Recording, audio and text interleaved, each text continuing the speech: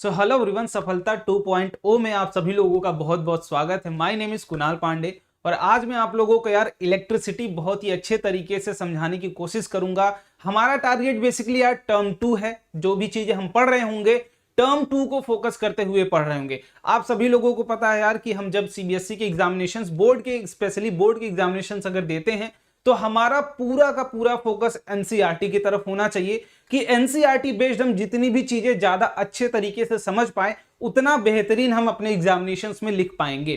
तो एक मेरा सजेशन यही स्टार्टिंग पर ही रहेगा कि आप जब भी पढ़ाई करें, ठीक है, आप कहीं से भी लेक्चर देखो, कोई भी चीजें देखो, लेकिन एक जो कंप्लीट प्रिपरेशन होती है उसके लिए आपको एक बार एनसीईआरटी जरूर ओपन करना है और एनसीईआरटी ओपन करने के बाद ही आपकी जो प्रिपरेशन होगी वो कंप्लीट मानी जाएगी। तो ये लेक्चर देखने के बाद एक बार एनसीईआरटी जरूर ओपन करिएगा ताकि जो बेसिक क्लियरेंस है आपकी, कुछ टर्म्स आपको उसमें बहुत ही इंपॉर्टेंट मिलेंगे, लाइक कुछ एक्टिविटीज मिलेंगी जो कि आपकी प्रिपरेशन को दोस्त बहुत ही अच्छे तरीके से बूस्ट करेंगी।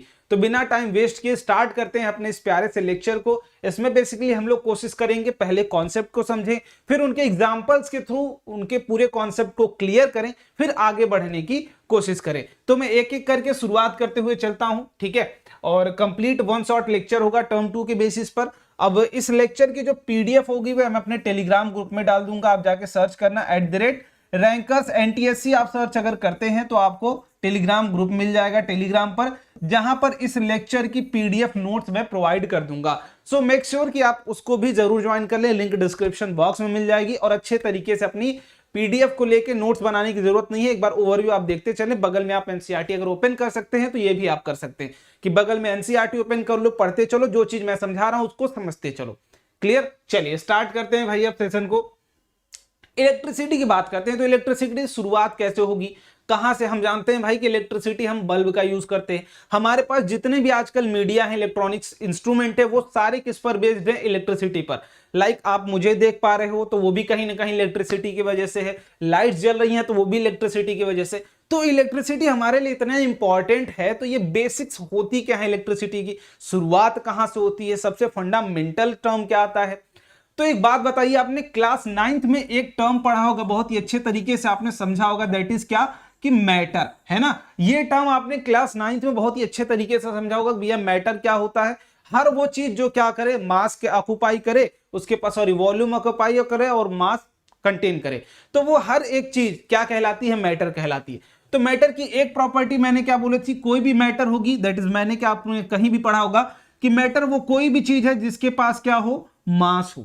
तो mass is the fundamental property of matter, कि कोई भी ऐसी चीज जिसके पास क्या हो, मास हो, that will B matter.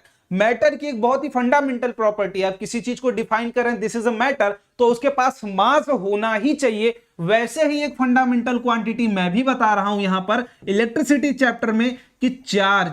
Charge क्या है भैया? तो चार्ज भी एक तरीके का फंडामेंटल प्रॉपर्टी ऑफ मैटर। इसकी बात मैं करूं कि ये क्या है तो आप सिंपली क्या बोलेंगे, this is also the fundamental property of matter. इसका क्या मतलब है भैया कि कोई भी मैटर अगर आप लेते हो, कोई भी अगर मैटर आप लेते हो तो it that have must charge, है ना, उसके पास क्या होना चाहिए? चार्ज होना ही चाहिए। ठीक है, आप एग्जांपल ले सकते हो, आपकी बॉडी है, ठीक है, एग्जांपल ले सकते हो, कोई भी एक बॉडी ले लो, कोई भी आप अपनी ही बॉडी ले लो। आपकी बॉडी देखो, चार्ज काफी अलग अलग बात हो सकती है। हम लोग क्या समझते हैं भाई कि हमारे बॉडी पे चार्ज नहीं, भैया ये वाली बात ना है। देखो चार्ज कहने का क्या मतलब कि आपके पास चार्ज होगा, वो किसी भी तरीके का हो सकता है, पॉजिटिव हो सकता है, ठीक है, न्यूट्रल हो सकता है और निगेटिव हो सकता है। तो वो किसी भी तरीके का चार्ज हो सकता है। अब बात आती है भैया न्यूट्रल, तो न्यूट्रल जस्ट ये है कि नंबर ऑफ पॉजिटिव चार्ज होगा वो नंबर ऑफ निगेटिव चार्ज के बराबर होगा, बट उसके पास चार्ज होगा, ये बहुत ही जरूरी बात है। तो चार्ज सिंपली क्या है? Fundamental property of matter. वो किसी भी तरीके का हो सकता है और हर बॉडी के पास होता है, एक्सेप्ट एक यहां पर उसके पास दैट इज एक्सेप्शन भी है। दैट इज क्या कि एक्सेप्शन भैया क्या है कि हमारा जो न्यूट्रॉन होता है वो क्या होता है? न्यूट्रल होता है। दैट इज उसके पास कोई भी चार्ज नहीं होता है, बस उसके पास मास होता है। तो हमने बोला कोई भी मैटर उसके पास मास प्लस चार्ज होगा, बट एक एक्सेप्शन भी है, that is neutron that have only mass no charge. ठीक है, तो एक एक्सेप्शन के अलावा बाकी जितने भी मैटर होंगे आपके पास, सबके पास चार्ज होगा। वो मे भी न्यूट्रल फॉर्म में एग्जिस्ट करता हो या फिर आपकी किसी पॉजिटिव क्वांटिटी में उसके पास चार्ज हो या फिर नेगेटिव क्वांटिटी में हो। ठीक है, तो कहने का मतलब ये है कि सबके पास क्या होंगे, चार्जेस होंगे। तो ये बेसिक डेफिनेशन हो गई चार्ज की। फंडामेंटल प्रॉपर्टी ऑफ मैटर में अगर बोल दूं तो this will be the simple and clear definition for charge. Clear. चलिए अब बात करते हैं थोड़ा सा और चार्ज की। ठीक है, तो चार्ज क्या है भाई, चार्ज की अगर मैं बात करूं दैट इज मुझे थोड़ा सा और पेज इंक्लूड करना पड़ेगा आई थिंक, तो एक सेकेंड रुक जाओ। चलो, तो बेसिकली मैं बात कर रहा हूं चार्ज की। ठीक है, तो चार्ज को थोड़ा सा ध्यान से समझने की कोशिश करते हैं कि चार्ज है क्या। Charge basically fundamental property of matter. ठीक है, अब मैं बात करता हूं किसी एक मैटर की। अब इसको जैसे ही डीप इनसाइड आप पढ़ोगे तो बोलोगे कि हर मैटर के पास अपना एक एटम होता है ना, एक क्या मल्टीपल एटम्स होते हैं। और चार्जेस प्रेजेंट कहां होते हैं, तो न्यूक्लियस में चार्जेस प्रेजेंट होते हैं, प्रोटॉन एंड न्यूट्रॉन। और उसके अक्रॉस जितने भी ऑर्बिटल्स होते हैं उसमें क्या प्रेजेंट होते हैं, हमारे इलेक्ट्रॉन्स प्रेजेंट होते हैं। तो ये कुछ हर मैटर के पास कॉम्बिनेशन होता है कि protons positive charge, electron negative charge. तो आप देख पा रहे हैं कि हर मैटर के पास क्या है, चार्ज है। वो किस फॉर्म में, प्रोटॉन के फॉर्म में है और इलेक्ट्रॉन के फॉर्म में। प्रोटॉन कहां होता है दोस्त, तो आप बोलेंगे न्यूक्लियस में होता है भैया। और इलेक्ट्रॉन कहां होता है, तो आउटर मोस्ट सेल्स में अपनी रिवॉल्व करती रहती है, जितनी भी नंबर ऑफ सेल्स होती है। ठीक है, तो मतलब चार्ज किस किस तरीके का हो सकता है, तीन नेचर का हो सकता है। पहला किस तरीके का हो सकता है, पॉजिटिव चार्ज हो सकता है। ठीक है, दूसरा किस तरीके का हो सकता है, निगेटिव चार्ज हो सकता है। ठीक है, और तीसरा क्या हो सकता है, दैट इज न्यूट्रल भी हम बोल सकते हैं, कंसिडर कर सकते हैं। बस उस केस में पॉजिटिव चार्ज जो होगा वही बराबर किसके होगा, निगेटिव चार्ज के हो जाएगा। क्लियर। अब बात करते हैं यहां पर कि किसी भी बॉडी के लिए अगर मैं चार्ज आपको बोलूं तो एक्चुअली वो मीन क्या करती है। देखिए हमें पता है कि प्रोटॉन कहां होता है, बोलेंगे भैया न्यूक्लियस में होता है यहां पर, और इलेक्ट्रॉन कहां होता है, आउटर मोस्ट सेल में। तो आप भी जानते हो कि अगर मैं बात करूं किसी एक बॉडी इलेक्ट्रॉन को, किसी एक चार्ज को हटाना हो बॉडी से, दैट इज किसी बॉडी पर अगर चार्ज क्रिएट करना हो तो हम क्या कर सकते हैं, हमारे लिए आसान बात क्या होगी कि प्रोटॉन को निकाल लें या फिर इलेक्ट्रॉन को निकाल लें। दोनों में से बात एक होनी चाहिए। आसान इजी टास्क क्या होगा, तो सिंपल आप बोलेंगे भैया इलेक्ट्रॉन जो होता है वो आउटर मोस्ट सेल में होता है और बहुत ही लूजली बाउंडेड होता है। किससे, वो डिपेंड करता है डिस्टेंस, लूजली बाउंडेड होता है हमारी न्यूक्लियस से। देखो एक्चुअली होता क्या है, यहां पर पॉजिटिव चार्ज है, ये क्या है, निगेटिव चार्ज है। ये क्या करता है, इसको अट्रैक्ट करता है विथ इलेक्ट्रोस्टैटिक फोर्स। और जैसे इलेक्ट्रोस्टैटिक फोर्स जो होता है इनवर्सली प्रोपोर्शनल टू डिस्टेंस पे के स्क्वायर पे डिपेंड करता है। तो जैसे ही डिस्टेंस बढ़ती चली जाएगी उसके बीच का जो अट्रैक्शन फोर्स है वो क्या हो जाता है, लूज हो जाता है और थोड़ी सी एनर्जी इनको मिलती है। तो ये क्या कर जाते हैं, निकल जाते हैं, बाहर निकल जाते हैं। और ड्यू टू दैट इस बॉडी पर क्या हो जाता है, चार्ज निकल जाता है। और जैसे ही मैं अगर बोलूं कि कोई एक बॉडी है, इसमें से मैं बोल रहा हूं कि एक इलेक्ट्रॉन मैंने अगर निकाल लिया, तो पहले ध्यान से देखेगा, मैंने बोला कि पहले क्या थी, ये न्यूट्रल बॉडी थी। न्यूट्रल बॉडी थी, मैंने एक इलेक्ट्रॉन क्या कर दिया, निकाल लिया। तो इसका क्या मतलब था कि नंबर ऑफ इलेक्ट्रॉन जितना था भैया नंबर ऑफ प्रोटॉन उतने ही थे, तभी बॉडी क्या थी, न्यूट्रल थी। अब मैंने बोला एक चार्ज हमने क्या कर लिया, इसमें से निकाल दिया, एक चार्ज क्या कर दिया, निकाल दिया। तो इस बॉडी के पास अब क्या हो गए, नंबर ऑफ प्रोटॉन्स ज्यादा हो गए, किससे, नंबर ऑफ इलेक्ट्रॉन से। देख लो, क्योंकि इलेक्ट्रॉन एक आपने निकाल दिया है, बचा क्या है, प्रोटॉन। तो नंबर ऑफ प्रोटॉन्स क्या होंगे, ज्यादा होंगे इलेक्ट्रॉन से। मतलब इस पर कौन सा चार्ज आ जाएगा, तो बोलेंगे पॉजिटिव चार्ज आ जाएगा।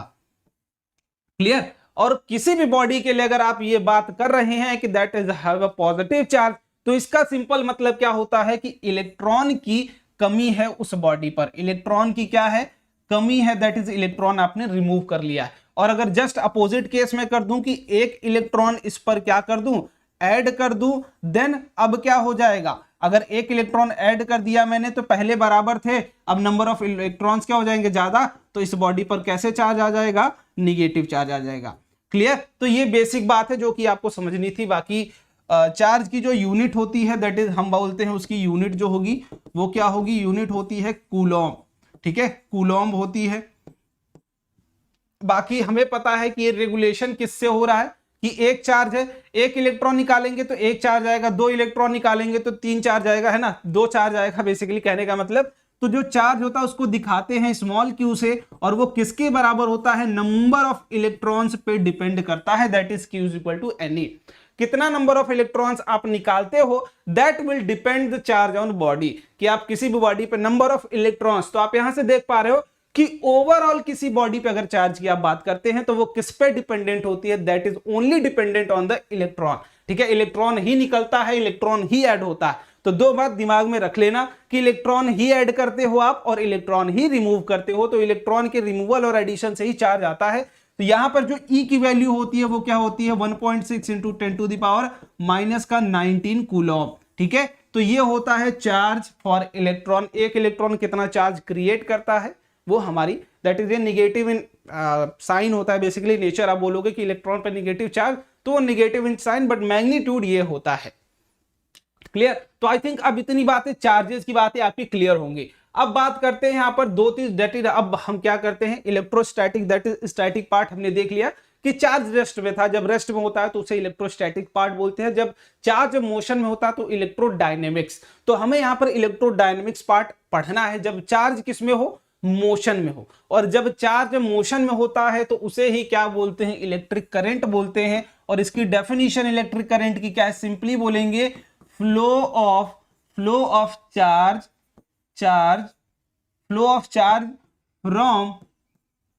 From any area. ठीक है, any area from any area per unit time. ठीक है, पर यूनिट टाइम जो होता है, यही पर यूनिट टाइम जो होता है, यही आपका क्या होता है, करंट होता है। अब इसको थोड़ा सा समझने की कोशिश करते हैं। देखिए, पहली बात तो मैं बोलूं किसी भी फ्लो ऑफ करंट होगा कहां, तो सिंपली वो होगा कहां, कंडक्टर में। और ये आपको क्लास 8th में ही बताया जाता है कंडक्टर क्या है, जो इलेक्ट्रॉन को फ्लो करने में सहायता करे, भाई योग्य हो जिसको, वो कंडक्टर। तो ये सारी की सारी चीजें आप कहां देख रहे होंगे, कंडक्टर में देख रहे होंगे, जहां पर इलेक्ट्रॉन कैन फ्लो, है ना, जिसके पास फ्री इलेक्ट्रॉन्स हो। अगर आपके पास फ्री इलेक्ट्रॉन्स ही नहीं है, आप इलेक्ट्रॉन फ्लो ही नहीं करा पाते हो अपने अंदर, है ना, तो इट मींस कि आपकी फिर आप इलेक्ट्रिक करंट को नहीं सप्लाई करोगे। लाइक अगर लकड़ी की बात कर लो, इंसुलेटर की बात कर लो, कुछ इंसुलेटर्स ले लो जिनमें फ्री इलेक्ट्रॉन्स नहीं होते हैं, तो मेटल ही मोस्टली, मेटल और सेमी मेटल जो होते हैं वो आपके क्या होते हैं, लाइक कुछ कंडक्टर की तरह हम ट्रीट करते हैं उन्हें। ठीक है, तो फ्री इलेक्ट्रॉन्स प्रेजेंट होते हैं जो क्या कर सकते हैं, ठीक है, जो क्या कर सकते हैं, कंडक्शन के लिए रिस्पॉन्सिबल होते हैं, किसके, करंट के। तो आप देख पा रहे हैं कि कुछ इस तरीके से आपका इलेक्ट्रॉन का ट्रांसफर होता है, दैट इज मल्टीपल एटम्स होते हैं आपके पास, और इलेक्ट्रॉन्स इसमें से इसमें जाएगा, फिर इसमें से इसमें, इसमें से इसमें, इसमें से इसमें, जैसे ही थोड़ा थोड़ा एनर्जी गेन करता है वो क्या करने लगता है, फ्लो करने लगता है। एनर्जी गेन हम आगे समझेंगे कैसे हम इलेक्ट्रॉन का फ्लोटेशन दिखाते हैं। क्या नॉर्मली रखे रखे रॉड में करंट आ जाएगा या फिर कुछ और करना पड़ेगा। तो सिंपल सी बात में अगर यहां पर समझाने की कोशिश करूं आपको, तो ये कुछ अगर कंडक्टर है, ठीक है, ये कुछ कंडक्टर है, अगर ये कुछ एरिया है आपके पास, इसमें से अगर मैं बोलूं कि Q amount of charge flow कर रहा है टी टाइम में, ठीक है, इस एरिया से, इस फिक्स एरिया से Q amount of charge flow कर रहा है टी टाइम में, तो करंट फ्रॉम दिस एरिया क्या होगा, सिंपली, तो that will be Q upon का टी। यही क्या होता है, सिंपली यही क्या होता है, दैट इज आपका Q बराबर by T is equal to current. Current की जो वैल्यू होती है किसी फिक्स यूनिट एरिया से, वो क्या होगी, I is equal to Q by T. और यूनिट की बात करूं मैं, तो यूनिट क्या होगा, यूनिट विल बी कूलॉम। ये क्या होगा, दैट इज ऊपर कूलॉम हो जाएगा, नीचे सेकेंड, तो कूलॉम पर सेकेंड भी बोलते हैं, या फिर हम इसको एक और टर्म देते हैं, दैट इज एम्पियर, और इसको दिखाने के लिए ए का यूज करते हैं। क्लियर? तो ये हो गई यूनिट के बाद क्या, एम्पियर एंड ए। अब किसके नाम पर पढ़ा था वो सारी कहानी आप एनसीईआरटी में एक बार ध्यान से देख लीजिएगा, बहुत ही मजेदार बात है। ठीक है, चलो आई थिंक इतनी बात अब आपको क्लियर हो गई होगी, करंट क्या होता है। ठीक है, किसी यूनिट एरिया से, किसी एक फिक्स एरिया से टी टाइम में जितने चार्जेस निकल रहे होते हैं वही क्या है आपका ये। ठीक है, अब यहां पर एक टर्म आता है, that is define 1 ampere. Define 1 ampere, तो मैं बोलूंगा अगर डिफाइन 1 एम्पियर आपसे अगर मैं बात बोल लूं यहीं पर, तो आप क्या कहोगे, भैया I is equal to Q upon T है। ठीक है, तो मैं बोल दूं कि 1 एम्पियर के लिए I इज इक्वल टू, मैं बोलूं 1 कूलम ऑफ चार्ज जब 1 सेकेंड में किसी यूनिट एरिया से पास कर रहा हो, तो क्या वही 1 एम्पियर होगा। तो बोलोगे हाँ, कि 1 कूलम ऑफ चार्ज किसी 1 यूनिट एरिया से, ठीक है, 1 मीटर स्क्वायर एरिया से कोई 1 कूलम ऑफ चार्ज 1 सेकेंड में अगर पास कर रहा हो, तो सिर्फ उसे ही क्या बोलते हैं, 1 एम्पियर। और यही डेफिनेशन आपके लिखने के लिए आपके पेपर में आ जाएगी। तो एरिया प्लस चार्ज और टाइम को बहुत ही ध्यान से आप वहां पर लिख के आएंगे कि भाई कोई 1 कूलम ऑफ चार्ज 1 सेकेंड में यूनिट एरिया से अगर पास हो रहा हो, तो that will be our 1 ampere of current. ठीक है, आ जाइए अब यहां पर इलेक्ट्रिकल सर्किट की बात करते हैं। देखिए इलेक्ट्रिकल सर्किट की बात करूं तो मुझे और आपको चलने के लिए रोड की जरूरत होती है, मुझे और आपको चलने के लिए रोड की जरूरत होती है, तो करंट को चलने के लिए किसकी जरूरत होती है? कंप्लीट सर्किट की जरूरत होती है। तो सर्किट की बात अगर मैं बोलूं, इतनी ही बात अगर मैं आपसे बोलूं तो सिंपली सर्किट है क्या, तो ये बोलूंगा भैया रास्ता है। क्या है ये? रास्ता है, या फिर इसको अगर सिंपली इंग्लिश में बोलूं तो ये क्या है भाई? पाथ है। किसके लिए पाथ है? तो ये पाथ किसका है? करंट का पाथ है चलने के लिए। लाइक हमें अगर चलना है तो हम रोड पे चलते हैं, बट करंट कहां चलेगा? करंट एक कंप्लीट सर्किट में ट्रेवल करता है, और सर्किट मस्ट बी क्लोज। अगर क्लोज लूप नहीं बन रही होगी तो सर्किट में करंट नहीं चल रहा होगा, यह भी डेफिनेट बात है। ठीक है, तो किसी भी करंट के चलने के लिए जो रास्ता होता है दैट इज क्या होता है? हमारा इलेक्ट्रिकल सर्किट। इसमें मल्टीपल कंपोनेंट्स जुड़े हुए होते हैं, हम आगे देखते हुए चलेंगे। तो ये कुछ इस तरीके का दिखता है, और मेजर पार्ट जो इसमें हमारा होता है, मेजर पार्ट वो क्या होता है? वायर का बना हुआ होता है, लाइक कंडक्टिंग वायर। ठीक है, किसकी तरीके का? कंडक्टिंग वायर से ही कनेक्टेड होता है, आप यहां पर देख सकते हैं। तो इसके कुछ मल्टीपल पार्ट्स होते हैं कंडक्टिंग वायर। अब इसमें हम मल्टीपल इंस्ट्रूमेंट जोड़ते जाते हैं तो वो कंप्लीट एक क्या बन जाती है? सर्किट आपकी बन के तैयार हो जाती है। तो आप देख सकते हैं यहां पर हमारे करंट क्या कर रहा है? इस रास्ते पर दौड़ रहा है। इस रास्ते पर कौन दौड़ता है? तो इस रास्ते पर सिर्फ करंट दौड़ता है। तो आप सिंपली क्या बोल पा रहे होंगे कि भैया वो रास्ता जो करंट को दौड़ने में मदद करे, चलने में मदद करे, वही क्या होगा? इलेक्ट्रिकल सर्किट बोला जाएगा। The path which allow to flow the current. ठीक है, इससे basic definition and simple definition नहीं हो सकती। चलिए तो इस क्वेश्चन की तरफ आइए भाई। A current of 0.5 ampere is drawn by a filament of an electric bulb for 10 minutes. ठीक है, and find the amount of electric charge that flow through the circuit. Basically बोला क्या गया है आपसे, या भाई वीडियो को पॉज करो और सॉल्व करके कमेंट करो भैया ये this will be the answer. ठीक है, बहुत ही बेसिक क्वेश्चन, और यहीं से शुरुआत होती है। जब आप बड़े क्वेश्चंस की तरफ हाथ बढ़ाते हो तो बेसिक क्वेश्चन से ही हमारी शुरुआत होती है। यहां पर मैं अगर शुरुआत करूं तो सिंपल बात है, आपको बोला गया that is I amount of current आपको दिया गया है, किसी क्रॉस सेक्शन से कितना निकल रहा है दैट इज इतना। तो आपको पहले लिख लेना है क्या भाई कि गिवन क्या होगा, तो गिवन है हमको current is equal to this, और कितने समय के लिए करंट वहां से बहाया जा रहा है, तो that is equal to 10 minutes तक के लिए बहाया जा रहा है। ठीक है, तो हम सिंपली अब इसके बाद क्या जानते हैं, तो बोलेंगे वी नो। ठीक है, क्या लिखोगे आप सिंपली दोस्त, तो लिखोगे वी नो कि I इज इक्वल टू क्या होता है? Q अपॉन का T होता है, और हमें amount of charge that is Q ही क्या करना है? फाइंड करना है। हमें Q ही क्या करना है? फाइंड करना है।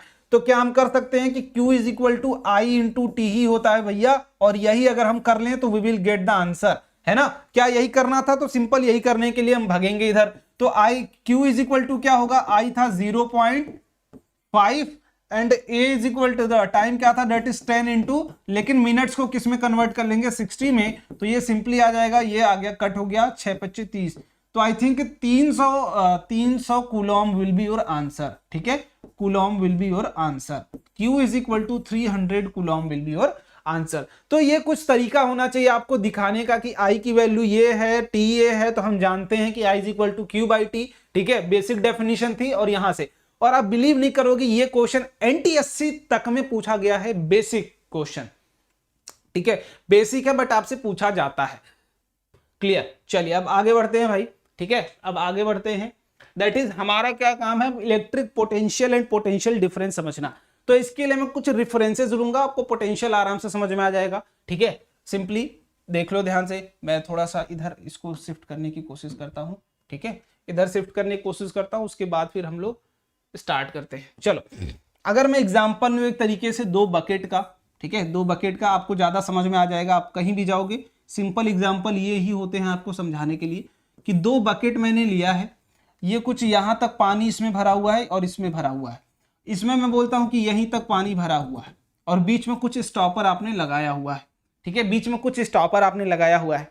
अगर आप बोलेंगे कि पानी किसमें से किसमें फ्लो करेगा, ये 1 वाला बकेट है, ये 2 वाला बकेट है ना। सिंपली अगर आप देखोगे वाटर किसमें से किसमें फ्लो करेगा, तो सिंपल हर एक बच्चा बोलेगा, जो प्रैक्टिकल बंदा होगा, तो भैया 1 में से 2 में जाने की कोशिश करेगा। क्यों? क्योंकि इसमें वाटर ज्यादा है, मींस इसका पोटेंशियल ज्यादा है ना, इसका पोटेंशियल ज्यादा है, तो ये वाटर क्या करेगा? इसमें से इसमें फ्लो करने लगेगा। वैसे ही आपके इलेक्ट्रिक करंट के केस में पोटेंशियल क्या होता है? दैट इज जिसके पास इलेक्ट्रिकल प्रेशर ज्यादा होता है, चार्ज को ज्यादा वो फ्लो करा सकता है, that will be higher potential. और वही इलेक्ट्रिक पोटेंशियल बोला जाता है जिस क्वांटिटी के पास इलेक्ट्रिक पोटेंशियल क्या हो, ज्यादा हो, इलेक्ट्रिकल प्रेशर ज्यादा हो, जिसके कारण चार्ज क्या कर सके, मूव कर सके। जैसे यहां से पानी क्या है, ज्यादा है तो ये पानी को मूव करा सकता है। लेकिन अगर मैं बात बोलूं आपसे तो ये क्या इन दोनों के बीच में पोटेंशियल डिफरेंस है क्या, मतलब दो टर्म आपको लेना पड़ेगा, दोनों के बीच में क्या है, पोटेंशियल डिफरेंस है। नो डाउट इसके कंपैरिजन में इसका पोटेंशियल ज्यादा है, लेकिन दोनों के बीच में क्या पोटेंशियल डिफरेंस है क्या, तो बोलेंगे बिल्कुल। पोटेंशियल एक जस्ट क्वांटिटी है, किसी भी आप अमाउंट, किसी भी कैटेगरी ऑफ चीज को दिखाने के लिए कि इसकी पोटेंशियल ज्यादा है, लेकिन किसी अदर से कंपेयर करोगे तो बीच में क्या आ जाएगा, तो वो आ जाएगा पोटेंशियल डिफरेंस आ जाएगा।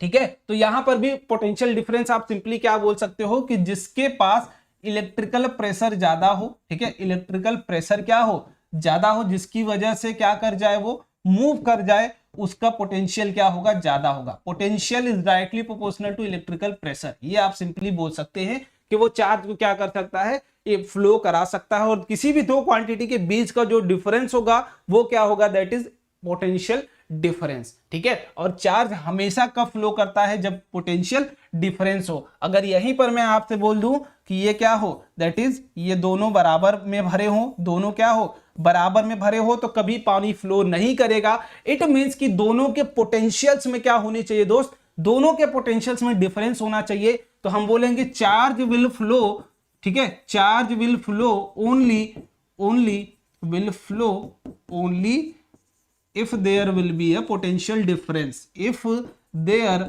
will be a potential difference। तो आई होप इतनी बात आपको क्लियर हो गई होगी। ठीक है, चलो अब थोड़ा सा पोटेंशियल डिफरेंस की और एक क्रिएट मीनिंग समझ लेते हैं कि पोटेंशियल डिफरेंस की और एक क्रिएट मीनिंग क्या होगी। पोटेंशियल डिफरेंस, ठीक है, एक थोड़ी सी इसको और डीप मीनिंग समझते हैं। लाइक देखो, मैंने बोला ये मेरा वायर है, कुछ यहां का पोटेंशियल मान लेता हूं ए है और यहां का पोटेंशियल मान लेता हूं बी है।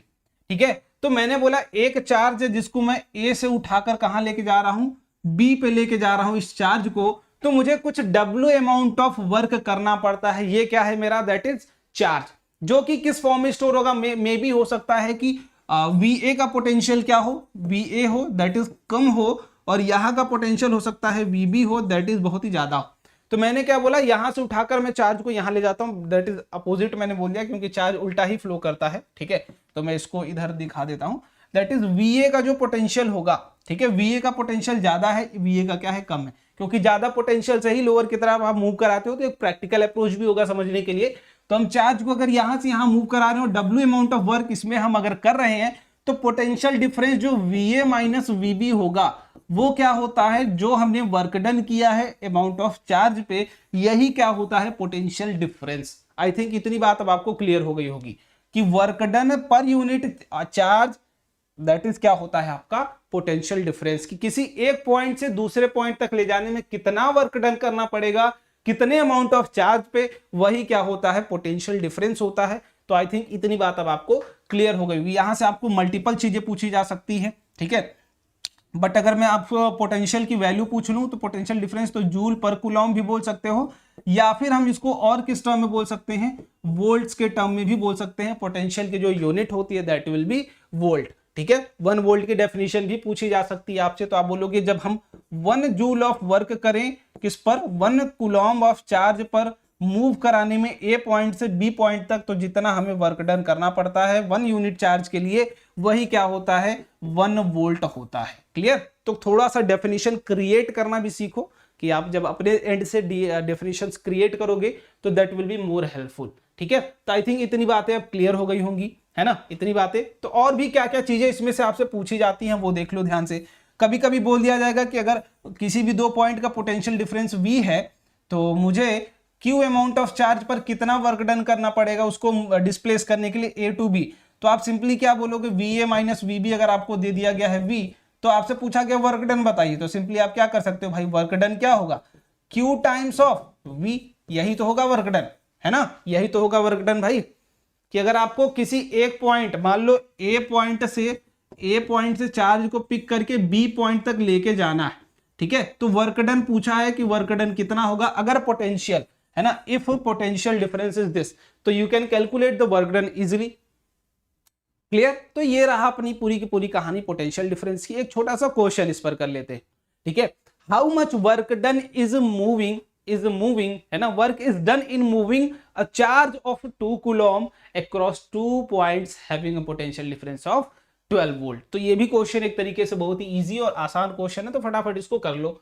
देख लो आप सिंपली क्या गिवन है, चार्ज की वैल्यू गिवन है कितना, 2 कूलम। बोला गया है कि मान लो ए पॉइंट है, यहां से यहां तक जाने में कितना वर्क डन हो रहा होगा, बी पॉइंट तक दोनों के बीच का जो पोटेंशियल है V A minus V B, वो क्या है, ये डिफरेंस है। ठीक है, ये मत सोचना कि वी ए का पॉइंट का पोटेंशियल, वो डिफरेंस दिया गया है, V A minus V B, मतलब दोनों के बीच का जो डिफरेंस है दैट विल बी क्या, वो। ठीक है, चलो तो मैं बोलता हूं इस चार्ज को भैया मैं यहां से उठाकर अगर यहां तक ले जाऊं, तो मान लो W वर्क डन किया, W जूल, तो W क्या होगा, Q times of V A minus V B, यही तो होगा, Q times of V A minus V B.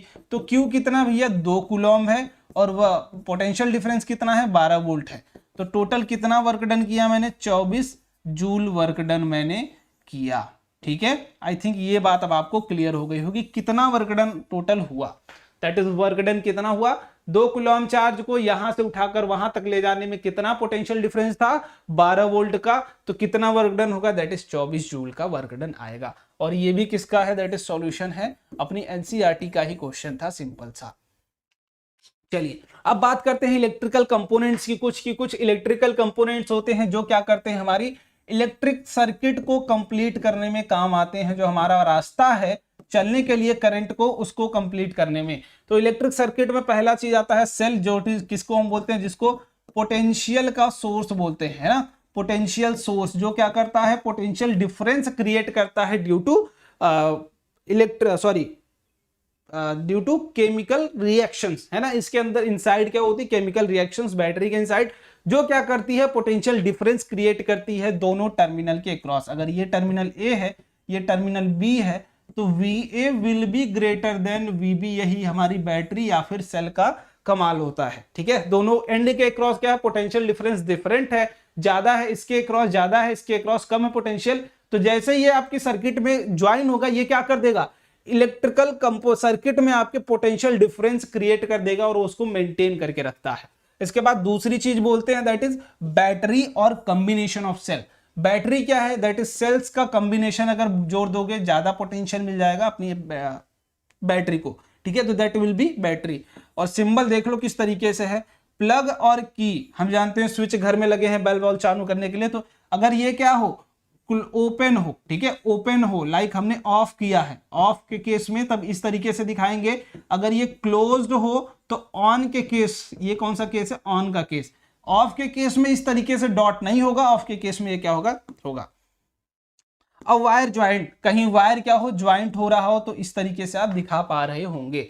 अगली बार अगर वायर क्रॉस कर रहा हो तो आप डॉट नहीं दिखा के उसके ऊपर से निकाल देंगे इस तरीके से। ठीक है, तो ये वायर का क्रॉसिंग दिखाता है विदाउट ज्वाइंट। ये बल्ब, इलेक्ट्रिक बल्ब जो आप घर में देख रहे हैं, तो इसको इस तरीके से सर्किट में दिखाया जाता है। और रेजिस्टेंस और रजिस्टर, इसकी बात हम डीप में करेंगे, ये इस तरीके से दिखाया जाता है। और variable resistance that is rheostat, ये क्या है भाई, वेरिएबल का क्या मतलब, जिसकी वैल्यू, जिसके रेजिस्टेंस की वैल्यू क्या करे, चेंज करे सर्किट में। ठीक है, विदाउट चेंजिंग रजिस्टर हम क्या कर सके, रेजिस्टेंस को चेंज कर सके, है ना, विदाउट चेंजिंग द रजिस्टर। हम उस रजिस्टर को सेम रखे हैं बट उसकी वैल्यू क्या कर सकते हैं, चेंज कर सकते हैं सर्किट में ही। उसके बाद एमीटर की बात करते हैं, तो जो क्या मेजर करता है, इलेक्ट्रिक करंट को मेजर करता है। ठीक है, इलेक्ट्रिक करंट को क्या करता है, मेजर करता है। और दिखाने का काम किस तरीके से करते हैं, ए से, इसके भी 2 टर्मिनल है, पॉजिटिव नेगेटिव। और ध्यान रखिएगा पॉजिटिव से ही जोड़ेंगे आप हायर पोटेंशियल पे, और निगेटिव किस पे जोड़ रहे होंगे, सर्किट के लोअर पोटेंशियल पर। तो ये सर्किट से भी काफी बार क्वेश्चन आपसे पूछ के आपको कंफ्यूज कर दिया जाता है, सो दैट्स व्हाई आपको वो भी ध्यान में रखना है। 11वां that is volt metre. Volt metre क्या है, इस तरीके से कुछ जो क्या मेजर करता है, इलेक्ट्रिक पोटेंशियल मेजर करता है। बेसिकली पोटेंशियल डिफरेंस की बात कर सकता हूं मैं, कि पोटेंशियल मेजर करता है या फिर पोटेंशियल डिफरेंस मेजर करता है। तो इसका काम पोटेंशियल डिफरेंस मेजरिंग का है, और इस तरीके से दिखाएंगे। और इसको भी पॉजिटिव वाला पॉजिटिव टर्मिनल से एंड निगेटिव वाला निगेटिव टर्मिनल से आप जोड़ रहे होंगे। तो ये कुछ कंपोनेंट हैं अपने बेसिक। अब आ जाते हैं ओम्स लॉ पर, ठीक है। ओम्स लॉ क्या है बेसिकली, तो ओम्स साहब ने एक एक्सपेरिमेंट किया जिसमें उन्होंने कुछ चीजें नोटिस करी हैं, कुछ चीजों को बताई हैं, उन्हीं को हम यहाँ पर समझ रहे होंगे। जैसे मैंने बोला कि जब पोटेंशियल डिफरेंस होगा किसी भी कंडक्टर के क्रॉस, तभी उसमें क्या करेगा, चार्ज फ्लो करेगा, ठीक है, चार्ज फ्लो करेगा। ये बात हमने पहले देखी थी कि कहीं पर भी पोटेंशियल डिफरेंस होगा तो चार्ज फ्लो करेगा, और चार्ज के फ्लो से क्या होता है, करंट प्रोड्यूस होता है ना, करंट आता है। मतलब इनडायरेक्टली पोटेंशियल डिफरेंस से क्या आता है, करंट प्रोड्यूस होता है ना। इनडायरेक्टली अगर देखो तो पोटेंशियल डिफरेंस से क्या क्रिएट होता है, आपका करंट प्रोड्यूस होता है। तो सिंपली इन्होंने क्या किया, दैट इज पोटेंशियल डिफरेंस जो था किसी भी सर्किट, एक कंडक्टर के क्रॉस, उसको क्या करते गए, धीरे धीरे बढ़ाते गए। तो उन्होंने एक रेशियो देखा, दैट इज जो उनका करंट की वैल्यू थी, जो उनकी करंट की वैल्यू थी वो भी क्या करती गई, इंक्रीज करती गई। अब दूसरा एक्सपेरिमेंट क्या, इन्होंने पोटेंशियल डिफरेंस को क्या कर दिया, कम करते गए, तो करंट भी क्या होता गया, कम होता गया, और जिस रेशियो में ये बढ़ाते थे उसी रेशियो में ये बढ़ता और घटता था। तो पोटेंशियल डिफरेंस को बेसिकली मैं डेल्टा वी से अगर दिखा दूं, ठीक है, या फिर वी से भी दिखा सकता हूं, तो V is directly proportional to I, और यही क्या है, हमारा ओम्स लॉ है, सिंपल एंड क्लियर, कि जैसे जैसे पोटेंशियल बढ़ाओगे सेम रेशियो में क्या होगा, करंट भी इंक्रीज कर रहा होगा। फॉर फिक्स कंडक्टर में ना तो कुछ चीजें यहां पर कांस्टेंट है आपकी, दैट इज टेम्परेचर आप ना बढ़ा रहे हो, ठीक है, टेम्परेचर आपका क्या होना चाहिए, कांस्टेंट होना चाहिए। और दूसरी बात कि fix amount of that is material भी आपका क्या है, सेम है ना, मटेरियल भी क्या है, सेम है, मटेरियल आप चेंज नहीं कर रहे हो।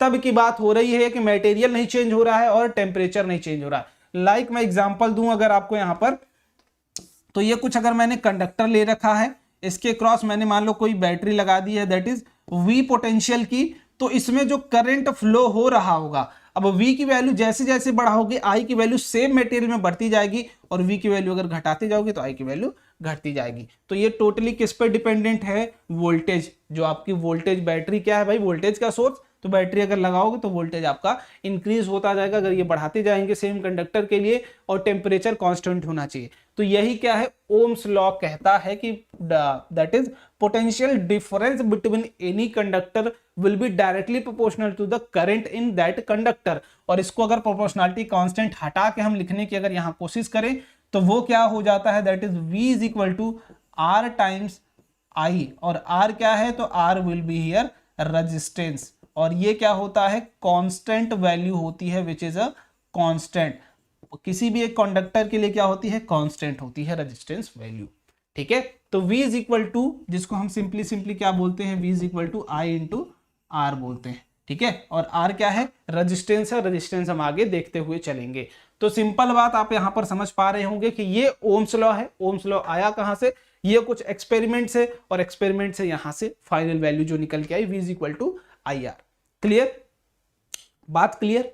चलिए अब आते हैं रेजिस्टेंस ऑफ कंडक्टर पर, ठीक है, रेजिस्टेंस की बात करते हैं। आई थिंक इतनी ही बात होनी थी, ठीक है, रेजिस्टेंस की बात करते हैं थोड़ा सा फास्ट। चलो यहाँ पर रेजिस्टेंस है तो यहीं पर बात कर लेते हैं, पीछे हम थोड़ा सा कुछ क्वेश्चन भी कर लेंगे बाद में, ठीक है। रेजिस्टेंस की बात मैं करूं अगर, तो मान लो ये कोई मेरा कंडक्टर है, ठीक है, ये कोई मेरा एक कंडक्टर है, इसके क्रॉस मान लो मैंने अगर पोटेंशियल डिफरेंस लगाया, ठीक है, तो इलेक्ट्रॉन अगर ध्यान से देखोगे तो इलेक्ट्रॉन क्या होता है भाई, इलेक्ट्रॉन हमेशा निगेटिव सोर्स, दैट इज यहां से चलना शुरू करता है पॉजिटिव की तरफ। तो यहां से इलेक्ट्रॉन क्या होगा, चलना शुरू करेगा, इलेक्ट्रॉन क्या होगा, चलना शुरू करेगा। अब बीच में मल्टीपल एटम्स होते हैं, मल्टीपल एटम्स होते हैं, जिससे क्या करेगा, ये टकराएगा, फिर इधर जाएगा टकराएगा, फिर इनसे टकराएगा, फिर ये क्या करेगा, इनसे टकराएगा, फिर इनसे टकराएगा। तो कुछ इसको ऑब्स्ट्रक्शन, दैट इज कुछ अपोजिशन फेस करना पड़ रहा है इस कंडक्टर में, इस इलेक्ट्रॉन को कुछ opposition, that is no doubt कि हम जब बैटरी कनेक्ट करते हैं तो निगेटिव टर्मिनल से, दैट इज इलेक्ट्रॉन का फ्लो, लिख लो भाई, इलेक्ट्रॉन का फ्लो कहां होता है, इलेक्ट्रॉन का फ्लो होता है निगेटिव टर्मिनल से negative terminal to positive terminal, ठीक है, पॉजिटिव टर्मिनल। और यहीं पर अगर मैं बोलूं कि चार्ज का फ्लो, पॉजिटिव चार्ज का फ्लो कहां होता है, पॉजिटिव चार्ज का फ्लो, तो it will be from positive to negative, ठीक है, ये कहां से होगा, पॉजिटिव टू निगेटिव होता चला जाएगा, ठीक है। तो अब किन किन बातों पर रेजिस्टेंस की वैल्यू डिपेंड करती है, रेजिस्टेंस है क्या, simply that is opposition offered by the conductor to the current. Simply ये बात अगर आप बोले तो यही आपकी क्या होती है, रेजिस्टेंस होती है। अब इसको थोड़ा सा हम लोग समझते हुए चलते हैं कि किन किन बातों पर ये डिपेंड करती है। तो पहली चीज कि कंडक्टर की अगर लेंथ हम बढ़ा दें, ठीक है, पहली चीज कि हम कंडक्टर की अगर लेंथ बढ़ा दें, एक छोटा सा कंडक्टर मैंने माना यहाँ पर, दैट इज इतने लेंथ का, L1 लेंथ का, और दूसरा कंडक्टर है L2 लेंथ का। तो आप सिंपली देख पा रहे होंगे किसमें ज्यादा अपोजिशन मिलेगा अपनी इलेक्ट्रॉन्स को जो फ्लो करेंगे।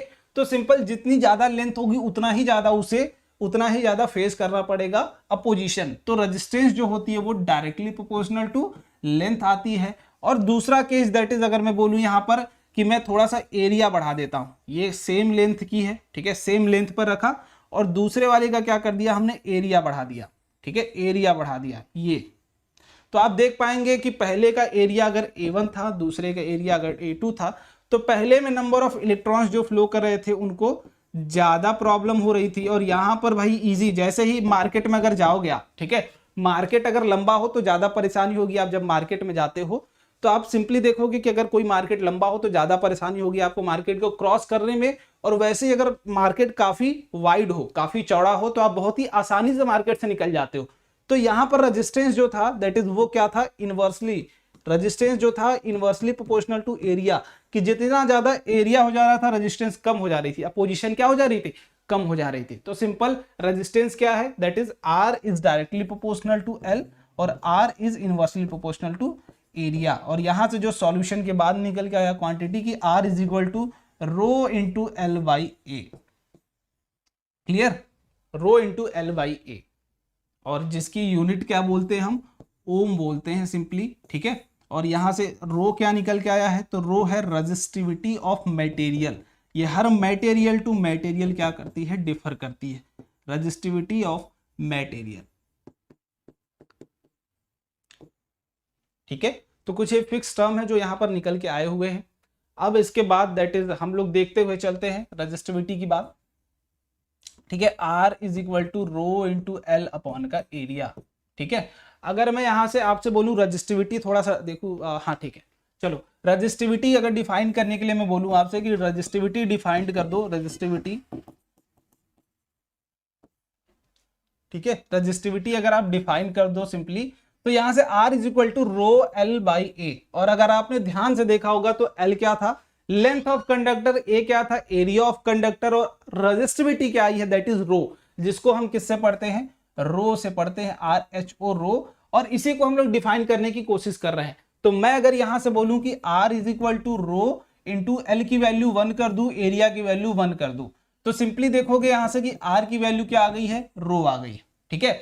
मतलब resistance offered by the conductor of length 1 metre and area 1 metre square ही क्या होती है, रेजिस्टिविटी। जैसे यहां पर एक कंडक्टर ले लो, ठीक है, जिसकी लेंथ क्या हो, 1 मीटर हो, और एरिया क्या हो, 1 मीटर स्क्वायर हो, तो ये जितना रेजिस्टेंस ऑफर कर रहा होगा हमारी करंट को, वही क्या है, उसकी रेजिस्टिविटी है। और ये हर मटेरियल की अपनी अपनी फिक्स रेजिस्टिविटी होती है, जो सिर्फ वो चेंज नहीं करती, ठीक है, वो चेंज नहीं करती है, क्लियर। तो यहां से रेजिस्टिविटी की भी डेफिनेशन निकल के आगे, रेजिस्टिविटी क्या है, रेजिस्टेंस, रेजिस्टेंस ये पूछी भी जा सकती है आपकी टर्म 2 में, ऑफर्ड बाय कंडक्टर, ठीक है, कंडक्टर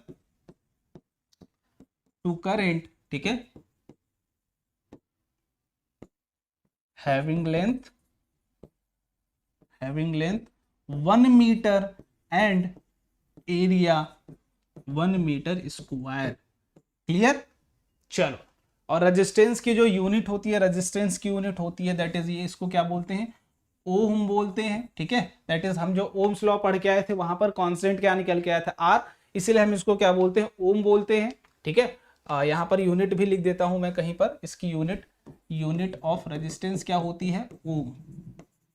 या फिर और इसको दिखाने का तरीका क्या होता है, ये कुछ इस तरीके से हम इसको दिखाते भी हैं, ठीक है। तो यहां से अगर रेजिस्टिविटी की यूनिट में निकालना चाहूं, यूनिट इसकी निकालना चाहूं, तो यूनिट कैसे कैलकुलेट कर सकता हूं, तो ध्यान से देखो क्या है भाई, इधर R इंटू एरिया अपॉन का L, यही तो है रो की वैल्यू, और यही हम निकालना चाह रहे हैं। तो R की क्या होती है वैल्यू, देख लो ध्यान से, मैंने क्या कर दिया, जस्ट क्रॉस मल्टीप्लीकेशन कर लिया इधर और इसको, इधर इसको, ठीक है। तो रो की वैल्यू आ गई है, रो की ही यूनिट निकालनी है, तो सिंपली क्या हो जाएगा, ये ओम हो जाएगा, ohm into metre square upon length की क्या होती है मीटर, तो मीटर स्क्वायर कट गया, ओम इंटू मीटर क्या हो जाएगी आपकी रेजिस्टिविटी की यूनिट ओम मीटर, या फिर आप अगर इस तरीके से भी दिखा दो तो ये भी क्या है करेक्ट है, ओम मीटर। दोनों क्या है यूनिट दिखाने के नोटेशन से, तो दोनों करेक्ट ही है, आप किसी भी तरीके से दिखा सकते हो, ओम मीटर या फिर ओम मीटर, ठीक है। चलो, तो एक छोटा सा क्वेश्चन है, दैट इज हमें जिसको करना है इसको फटाफट करते हैं, उसके बाद आगे बढ़ने की कोशिश करते हैं।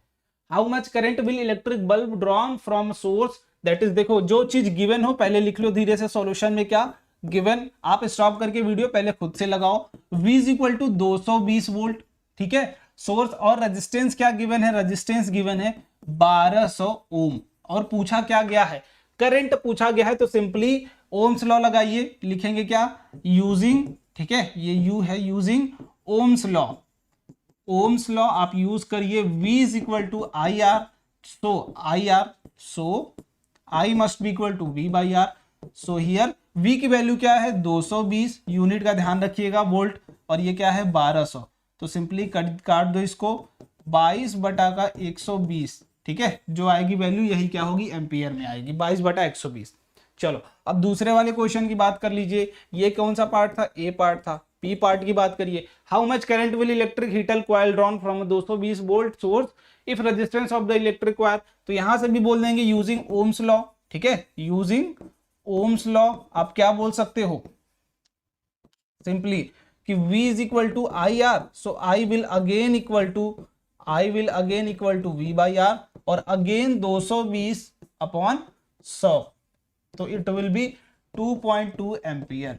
क्लियर, तो ये कुछ बेसिक क्वेश्चंस थे जो आपके ये करने थे, बाकी हम प्रैक्टिस सेशन जब करेंगे तो उसमें और ही बढ़िया तरीके से कर रहे होंगे, ठीक है। अब बात करते हैं resistance of system of resistors की। तो देखो पहले तो हमें समझना चाहिए कि हम रजिस्टर्स है क्या, दैट इज, एक अगर मैं बात करूं कि रजिस्टर की, कि भैया रजिस्टर क्या है, ठीक है, रजिस्टर क्या है, तो हमने देखा था कि resistance offered by the conductor, तो वही रेजिस्टेंस अगर किसी हम इंस्ट्रूमेंट के थ्रू, इलेक्ट्रिकल इंस्ट्रूमेंट के थ्रू अगर ऑफर कर पाए हम अपनी सर्किट में, तो उसे ही क्या बोलते हैं, रजिस्टर बोलते हैं। और ये क्या करने का काम करता है, करंट को अपोज करने का काम करता है, करंट को अपोज करने का काम करता है, ठीक है, अपोज करने का काम करता है। और हर रजिस्टर्स के पास अपनी फिक्स रेजिस्टेंस होती है, ठीक है, क्या होती है, फिक्स रेजिस्टेंस होती है, so that's why we can use it to oppose the current. Clear बात, तो रजिस्टर होता है एक इलेक्ट्रिकल इंस्ट्रूमेंट, इसे सिंपली अगर मैं लिख दूं इधर कि ये होता क्या है, तो सिंपली लिख दूं register is the electrical instrument, ठीक है, इलेक्ट्रिकल इंस्ट्रूमेंट है जो क्या करता है, करंट को अपोज करता है, इंस्ट्रूमेंट जिसके पास एक फिक्स रेजिस्टेंस की वैल्यू होती है, फिक्स अमाउंट ऑफ रेजिस्टेंस है, वो क्या करता है, करंट को अपोज करता है। अभी मैं एक चीज और दिखाऊंगा, दैट इज की रेजिस्टेंस कैसे करंट को अपोज करता है, और कैसे करंट को बढ़ाता है, और कैसे करंट को घटाता है। तो इंतजार करते रहिए, सब कुछ आपको मिलता जाएगा। बट यहां पर देखिए, मैंने बोला कि दो कॉम्बिनेशन में हम रेजिस्टेंस को दिखा सकते हैं। पहला कॉम्बिनेशन है भैया क्या, कि सीरीज कॉम्बिनेशन, और दूसरा क्या हमें पढ़ना है, पैरेलल कॉम्बिनेशन। देखो बच्चे को पता होता है कि पैरेलल कॉम्बिनेशन क्या है, सीरीज कॉम्बिनेशन क्या है, लेकिन इसको समझ पाना हर बच्चे की बात नहीं है। सो दैट्स व्हाई बहुत ही ध्यान से देखिएगा कि सीरीज कॉम्बिनेशन की मैं बात अगर आपसे कर रहा हूं तो इसका क्या मतलब है भैया, कि दो रेजिस्टेंस है, ठीक है, अब इसके पास दो एंड होंगे, एक एंड क्या होगा ए, एक एंड क्या होगा बी, ठीक है। अब हमें बेसिकली करना क्या है, इनको कंबाइन करना है किससे, दूसरे रेजिस्टर से, जिसका एक एंड क्या है बी डैश मान लीजिए, इसका एक एंड क्या है ए डैश मान लीजिए। देखो कॉम्बिनेशन हमें दो ही रेजिस्टेंस के बीच में कराना है, और दोस्ती दो ही रेजिस्टेंस के बीच की करा के देखनी। तो हम कैसे सोचेंगे कि भैया पैरेलल कराएं या फिर सीरीज कराएं, क्या कॉम्बिनेशन हमारा होना चाहिए। So that's why we can assume कि भाई ये सीरीज है, ये वाला पैरेलल है। तो आप कैसे बोल सकते हो भाई, है ना, how can you say that, तो आप सिंपली क्या बोलो कि दो ही रेजिस्टेंस के बीच की दोस्ती देखनी है मुझे, क्योंकि रिलेशन भी दो ही के बीच का आप बता रहे होंगे कि भैया ये दो रेजिस्टेंस सीरीज में जुड़े हुए हैं, और वो कैसे आप बता रहे होंगे। तो सिंपल आपको देखना है कि सिर्फ दोनों रेजिस्टेंस में जो दोस्ती हुई है किसी भी एक टर्मिनल पर हुई हो, सिर्फ एक टर्मिनल पर अगर दोस्ती हुई है, सिर्फ एक टर्मिनल पर अगर दोस्ती हुई, तो that connection will be series connection. और उसको आप जनरली कैसे देखते हो, जनरली आपको इस तरीके से दिखाया जाता है, अगर एक रजिस्टर ये है तो ये इनकी दोस्ती आप देख पा रहे हो कि एक ही टर्मिनल पर हुई है, बाकी के 2 टर्मिनल भी जोड़ सकते हैं बट किसी और रजिस्टर से, ठीक है। इन दोनों की आपस के जो टर्मिनल से सिर्फ एक ही पे दोस्ती हुई है, दैट इज इस वाले टर्मिनल पे। तो आई थिंक आपको समझ में है कि जहां पर एक टर्मिनल पर दोस्ती हुई हो, एक टर्मिनल पे बॉन्डिंग हो, ठीक है, एक टर्मिनल पर क्या हो, बॉन्डिंग हो, वो कनेक्शन क्या कहलाता है, सीरीज। या फिर आप बोले कि एंड टू एंड कनेक्टेड जो हो, एक एंड से दूसरा एंड, दूसरे एंड से दूसरा एंड, दूसरा end, end to end connection क्या कहलाता है, सीरीज कॉम्बिनेशन, ठीक है। इसको मैं यहां लिख देता हूं, सीरीज कॉम्बिनेशन। और ये वाला क्या है, that is parallel combination. I think अब आपको इतनी बात यहां से तो क्लियर हो ही गई होगी। देखो मैं बहुत ही शॉर्ट फॉर्म में आपको चीजें करा रहा हूं, बहुत ही क्लियर कट कराने की कोशिश कर रहा हूं। पैरेलल कॉम्बिनेशन क्या है, तो it is also a special kind of combination. और वो कैसे हम देखेंगे, वो कैसे बताएंगे। तो देखो मैंने बोला कि 2 रेजिस्टेंस है अपने पास अभी भी, और दोनों के बीच में दोस्ती करानी है, दोनों के अलग अलग टर्मिनल है, ठीक है। इसका मान लो बी डैश, जैसे पिछले में माना था, इसका ए डैश, इसका वाला क्या था, ए था, और इसका वाला क्या था, बी था। तो सिंपली अब क्या बोलेंगे भैया, अब क्या बोलेंगे, कैसे बोलेंगे कि ये पैरेलल कॉम्बिनेशन है, कैसे बोलेंगे कि वो सीरीज कॉम्बिनेशन है।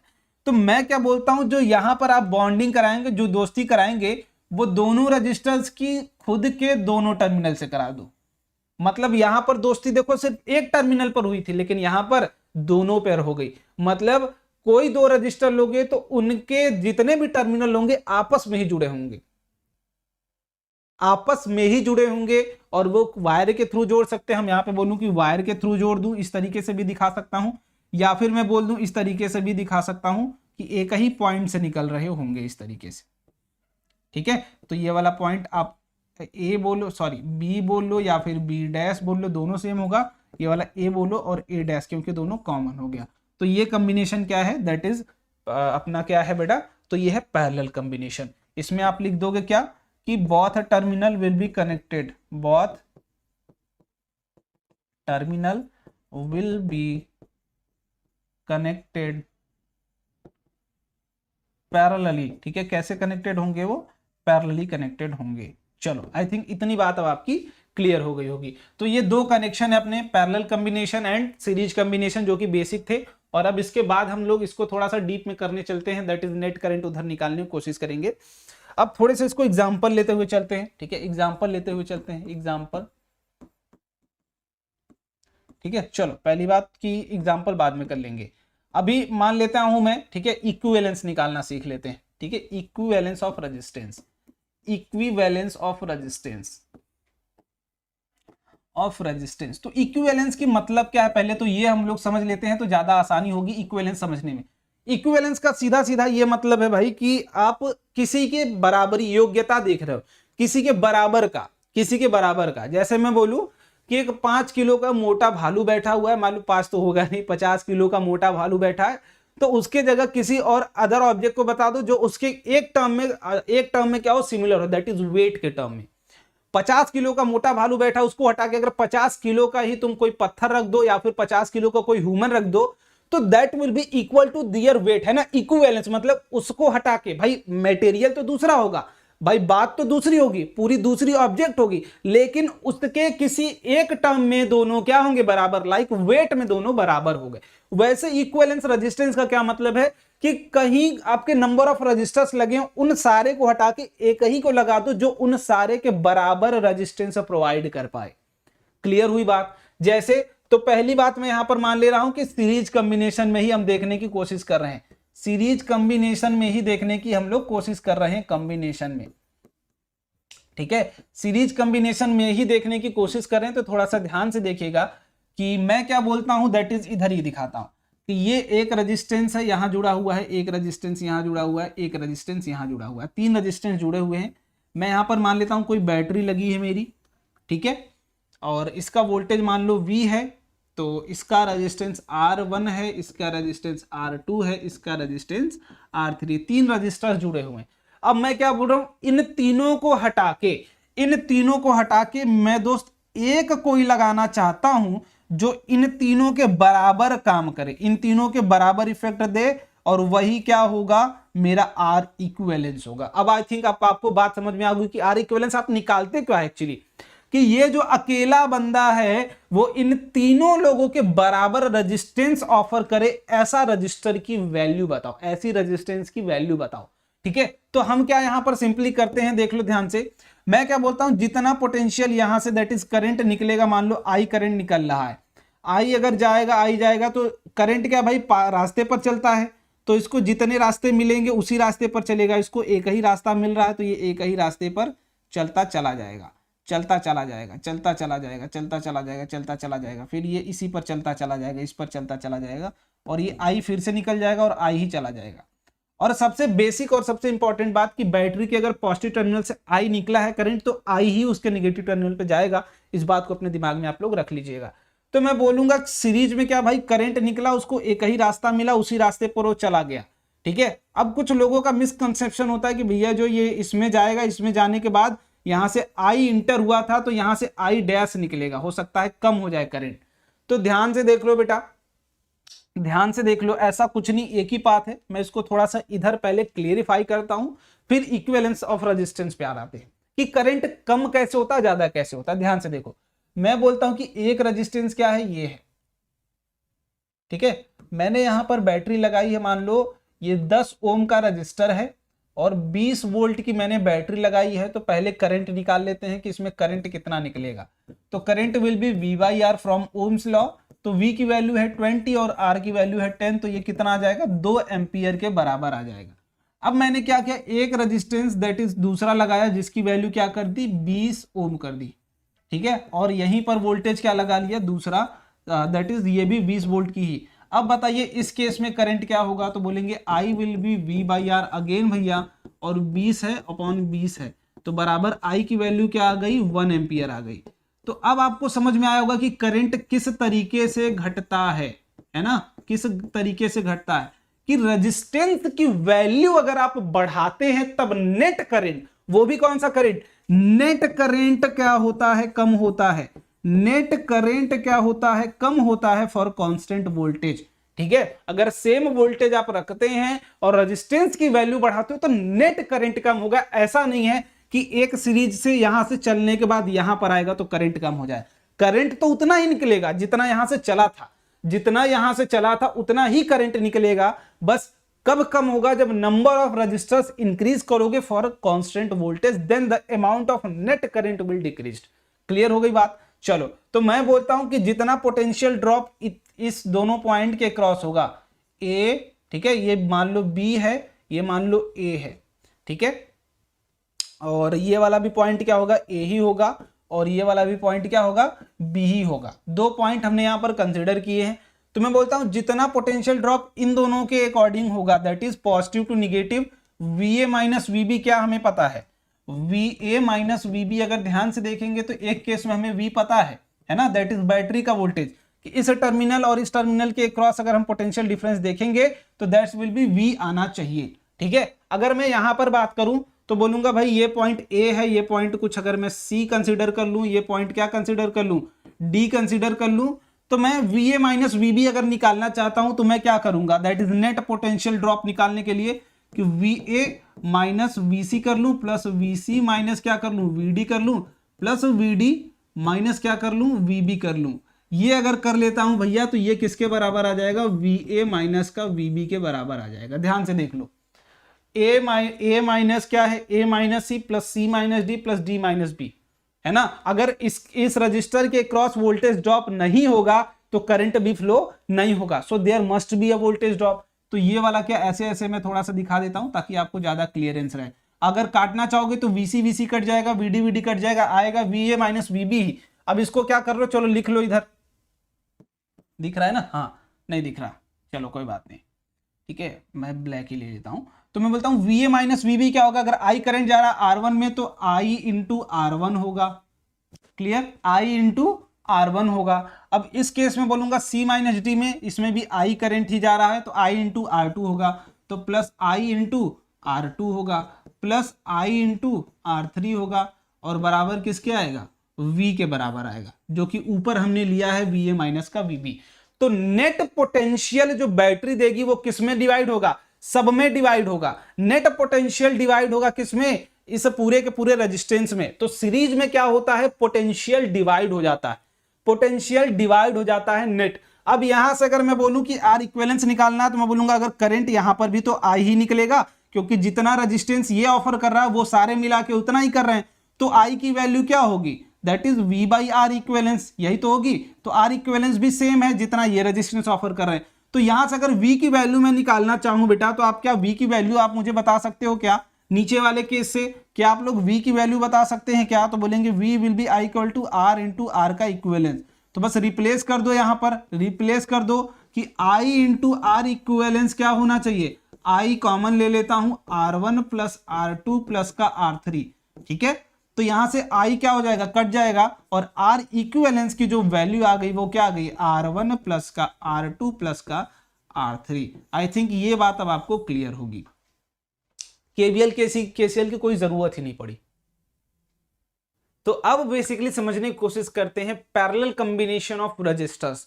तो पिछली वाली सीरीज में, पिछले वाले सेशन में आपने देखा होगा सीरीज के बारे में हमने काफी डिस्कशन किया था। अब थोड़ा सा डिस्कशन हम लोग पैरेलल कॉम्बिनेशन के भी बारे में कर लेते हैं।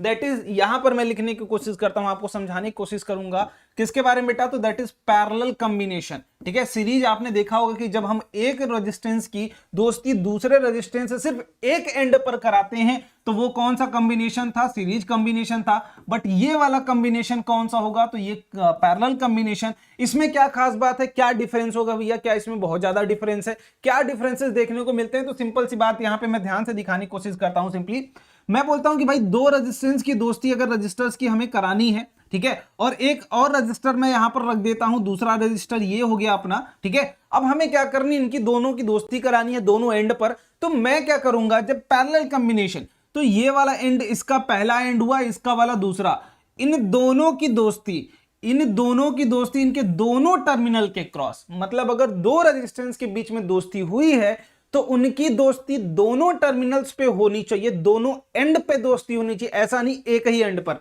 यहां पर अगर आप देखेंगे प्रीवियस वाले में तो सिर्फ एक एंड पर दोस्ती हुई है इस वाले रेजिस्टेंस के, इसका रेजिस्टेंस सिर्फ एक एंड पर जुड़ा है, ना कि दूसरे एंड पर। बट जैसे ही पैरेलल कॉम्बिनेशन की बात मैं करूंगा आपसे दोस्त, तो इन दोनों का जो कॉम्बिनेशन होगा, ये अगर R1 है ये R2 है, तो इन दोनों लोगों का जो कॉम्बिनेशन आएगा वो सिंपली क्या होना चाहिए, दोनों एंड पर कनेक्टेड होना चाहिए। यहां पर आप देख सकते हैं ये वाली कॉम्बिनेशन थी। क्लियर। अब थोड़ा सा बात करते हैं भाई कि इन दोनों को हटा के अगर मैं सोचूं, दैट इज कॉम्बिनेशन अगर कुछ इस तरीके का हुआ हो, ये वाला पॉइंट अगर मैं बोलूं एक है, ये वाला पॉइंट बी है, मैं उन दोनों को हटा के कोई एक लगाना चाहता हूं आर इक्विवेलेंस, तो किस तरीके से हम उनको सॉल्व करेंगे, थोड़ा सा इधर हम लोग समझने की कोशिश करते हैं उसको किस तरीके से। प्रूफ भी बेसिकली आप बोल सकते हो, प्रूफ भी कि इस तरीके से आपसे प्रूफ भी पूछा जा सकता है आपके एग्जामिनेशन में, बोर्ड में। तो प्रूफ के लिए जस्ट आपको कुछ कॉम्बिनेशन अभी ट्राई करने हैं क्या, दैट इज मैंने बोला कि एक रजिस्टर ये हो गया, फिर दूसरा रजिस्टर हमने और ऐड किया इसी से पैरेलल कॉम्बिनेशन में, और मान लो एक और ऐड किया, इसे n नंबर ऑफ रजिस्टर्स हम लोग जोड़ सकते हैं, मल्टीपल रेजिस्टेंस हम लोग जोड़ सकते हैं। तो मैंने बोला एक बैटरी के टर्मिनल से मैंने इसको जोड़ दिया, दैट इज इसके अक्रॉस जोड़ दिया, यहां से क्या हो गया भाई, करंट I निकलेगा, और पोटेंशियल V है, इसका मान लेता हूं R1 है, इसका मान लेता हूं R2 है, और इसका R3 है। हमें क्या पता लगाना है कि इन तीनों को हटा के कोई एक रेजिस्टेंस हम लगाएं जो उन तीनों के बराबर का रेजिस्टेंस ऑफर कर रहा हो, दैट इज आर इक्विवेलेंस, ठीक है, V।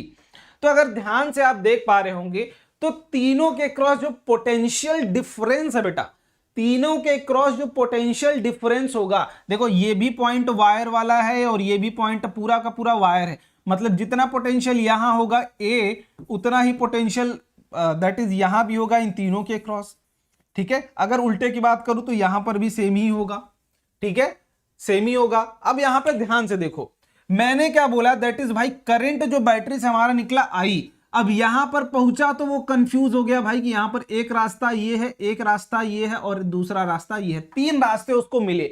अब भाई मैं जा रहा हूं, मुझे तीन रास्ते मिलेंगे, मान लो ग्रुप ऑफ है ना, ग्रुप ऑफ इलेक्ट्रॉन ही तो है क्या, करंट, तो मान लो तीन रास्ते मुझे मिले, ठीक है। हमारा ग्रुप है, हमें पता लगाना है, किसी चीज की खोज करनी है, हम किसी ऑपरेशन पर जा रहे हैं, हमारे पास तीन रास्ते मिलेंगे, तो वी विल डू कि हम भाई तीनों रास्ते पर डिवाइड हो जाए। तो करंट भी क्या होगा, तीनों पाथ पर डिवाइड हो जाएगा। तो कैसे डिवाइड होगा, मान लेता हूं यहां पर I1 गया, यहां पर I2 गया, और इस वाले में मान लेता हूं कि I3 गया, ठीक है। तो मैंने बोला नेट करंट जो आई होगा दोस्त वो क्या होगा, I1 होगा, प्लस का I2 होगा, और प्लस का क्या होगा, I3 होगा। क्या यही होगा क्या, बोलिए यही होगा क्या? तो मैंने बोला कि जो आई करंट है, मैं I1 निकालने की अगर कोशिश करूं तो I1 किस में है भाई, R3 में। तो R3 के क्रॉस पोटेंशियल डिफरेंस कितना होगा, तो बोलूंगा कि भैया V है, टोटल पोटेंशियल डिफरेंस दोनों के बीच का V ही है ना भाई, V। तो V बाई अगर R3 कर दूं तो मेरा I1 की वैल्यू आ जाएगी, ठीक है, दैट इज I1 I3, उसको आप जो भी कर लो। तो V by R1 plus V by R2 plus V by R3 अगर इस तरीके से हम लोग कर देते हैं तो सारे करंट आपको मिल जाएंगे। क्लियर? अब यहां से मैंने बोला कि भाई यहां पर भी आई का इक्विवेलेंस अगर तीनों के बराबर दे रहा होगा तो नेट करंट तो अभी भी आई निकल रहा होगा। तो यहां से अगर मैं बोलूं कि आई की वैल्यू निकालने की कोशिश करूं तो V बाई आर इक्विवेलेंस आपको आई की वैल्यू यहां से मिल रहा होगा, ठीक है। तो मैं रिप्लेस कर देता हूं, यहां पर V बाई आर इक्विवेलेंस बराबर क्या हो जाना है, V by R1 plus V by R2 और प्लस का क्या हो जाना है मेरे भाई, तो V बाई R3। अब V सारे तरफ कॉमन है, कट जाएंगे, तो 1 by R equivalence is equal to 1 by R1 plus 1 by R2 plus का 1 बाई R3। तो ये कुछ इस तरीके से इक्विवेलेंस निकालते हैं जब क्या हो, पैरेलल कॉम्बिनेशन हो।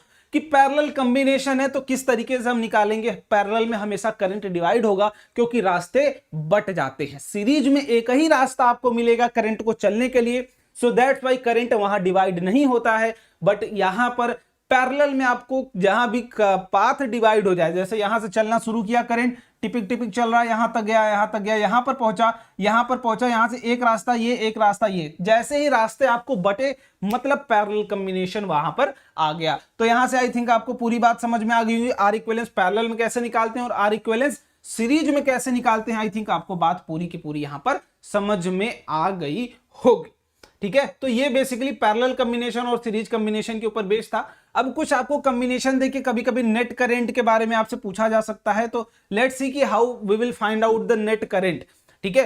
तो सिंपल ये क्या है भाई, आपका मान लेते हैं कुछ V पोटेंशियल की बैटरी है, ठीक है, कुछ V पोटेंशियल ऑफर कर रहा है हमें, और एक रेजिस्टेंस ये है, दूसरा रेजिस्टेंस ये, तीनों किस में जुड़े हैं, तीनों किस में जुड़े हैं बेटा, सीरीज कॉम्बिनेशन में। तीनों किस कॉम्बिनेशन में है, सीरीज कॉम्बिनेशन में।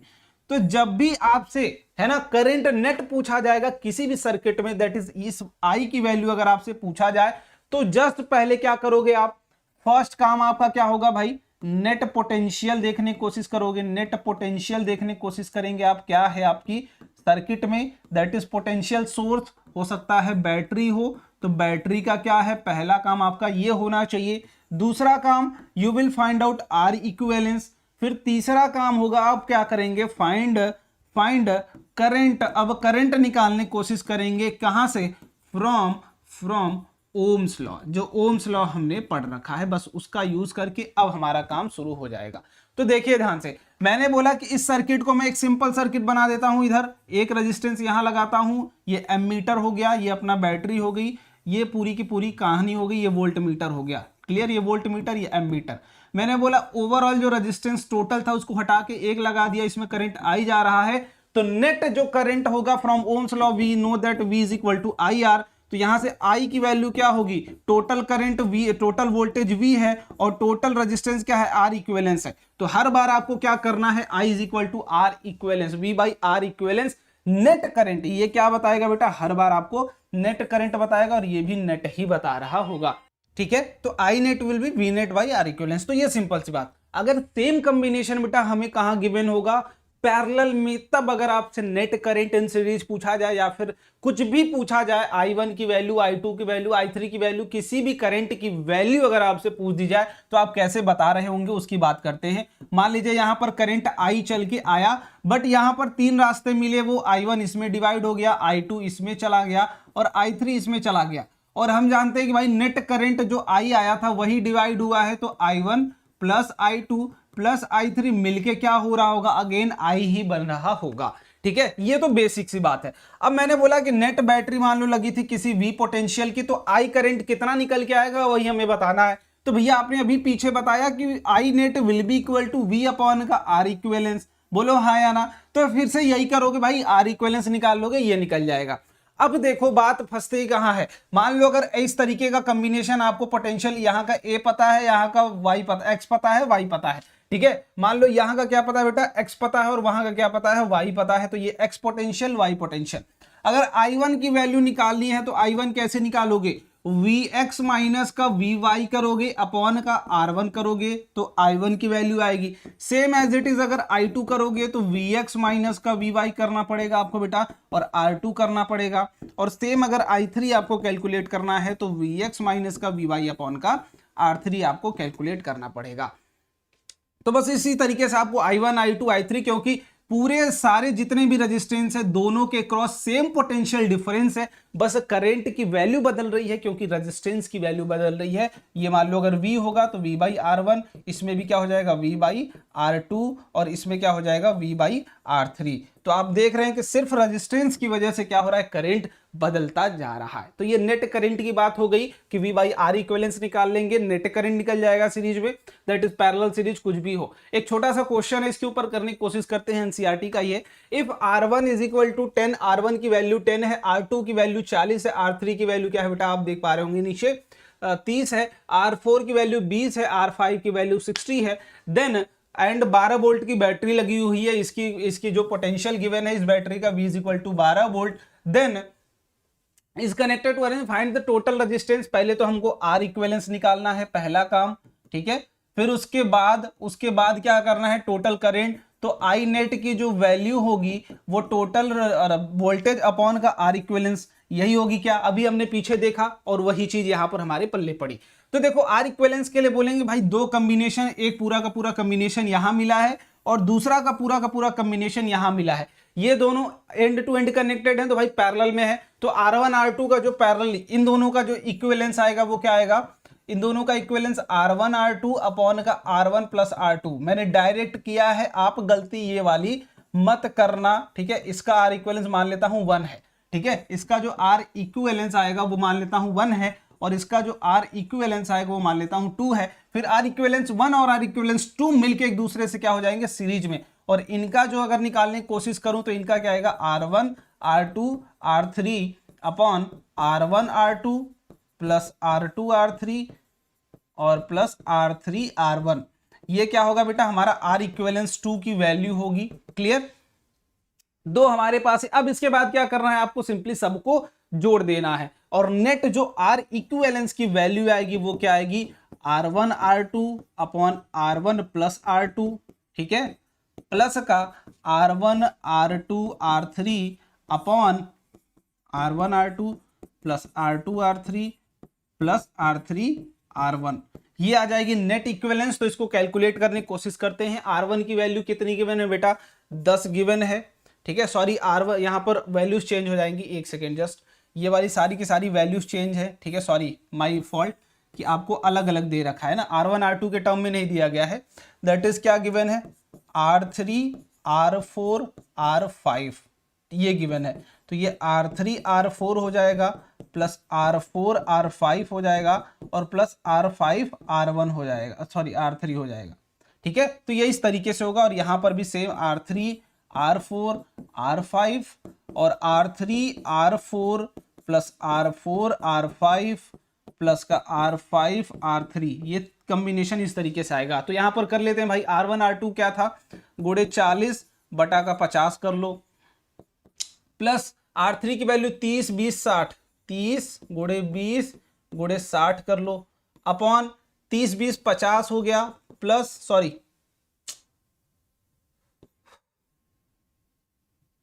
30 गुणे 20 है ना, 30 गुणे 20 600 हो गया, फिर 20 गुणे 60 1200 हो गया, और प्लस 60 गुणे 30 36 18 1800 हो गया, ठीक है। तो R इक्विवेलेंस की वैल्यू अगर यहां पर ध्यान से देखें तो एक कट गया, दैट्स 40, 8 आ जाएगा यहां पर, प्लस 3 दूना के 6 6 के 3600 है ना, 36 1 2 3 36,000, इसके बाद 12 6 18 18 18 3600 आ जाएगा ये, ठीक है। कट गया बचेगा ऊपर कितना 10, तो ये 8 10 18 ओम क्या आ गया आपका, 18 ओम इक्विवेलेंस आ जाएगा, 18 ओम का इक्विवेलेंस आ गया।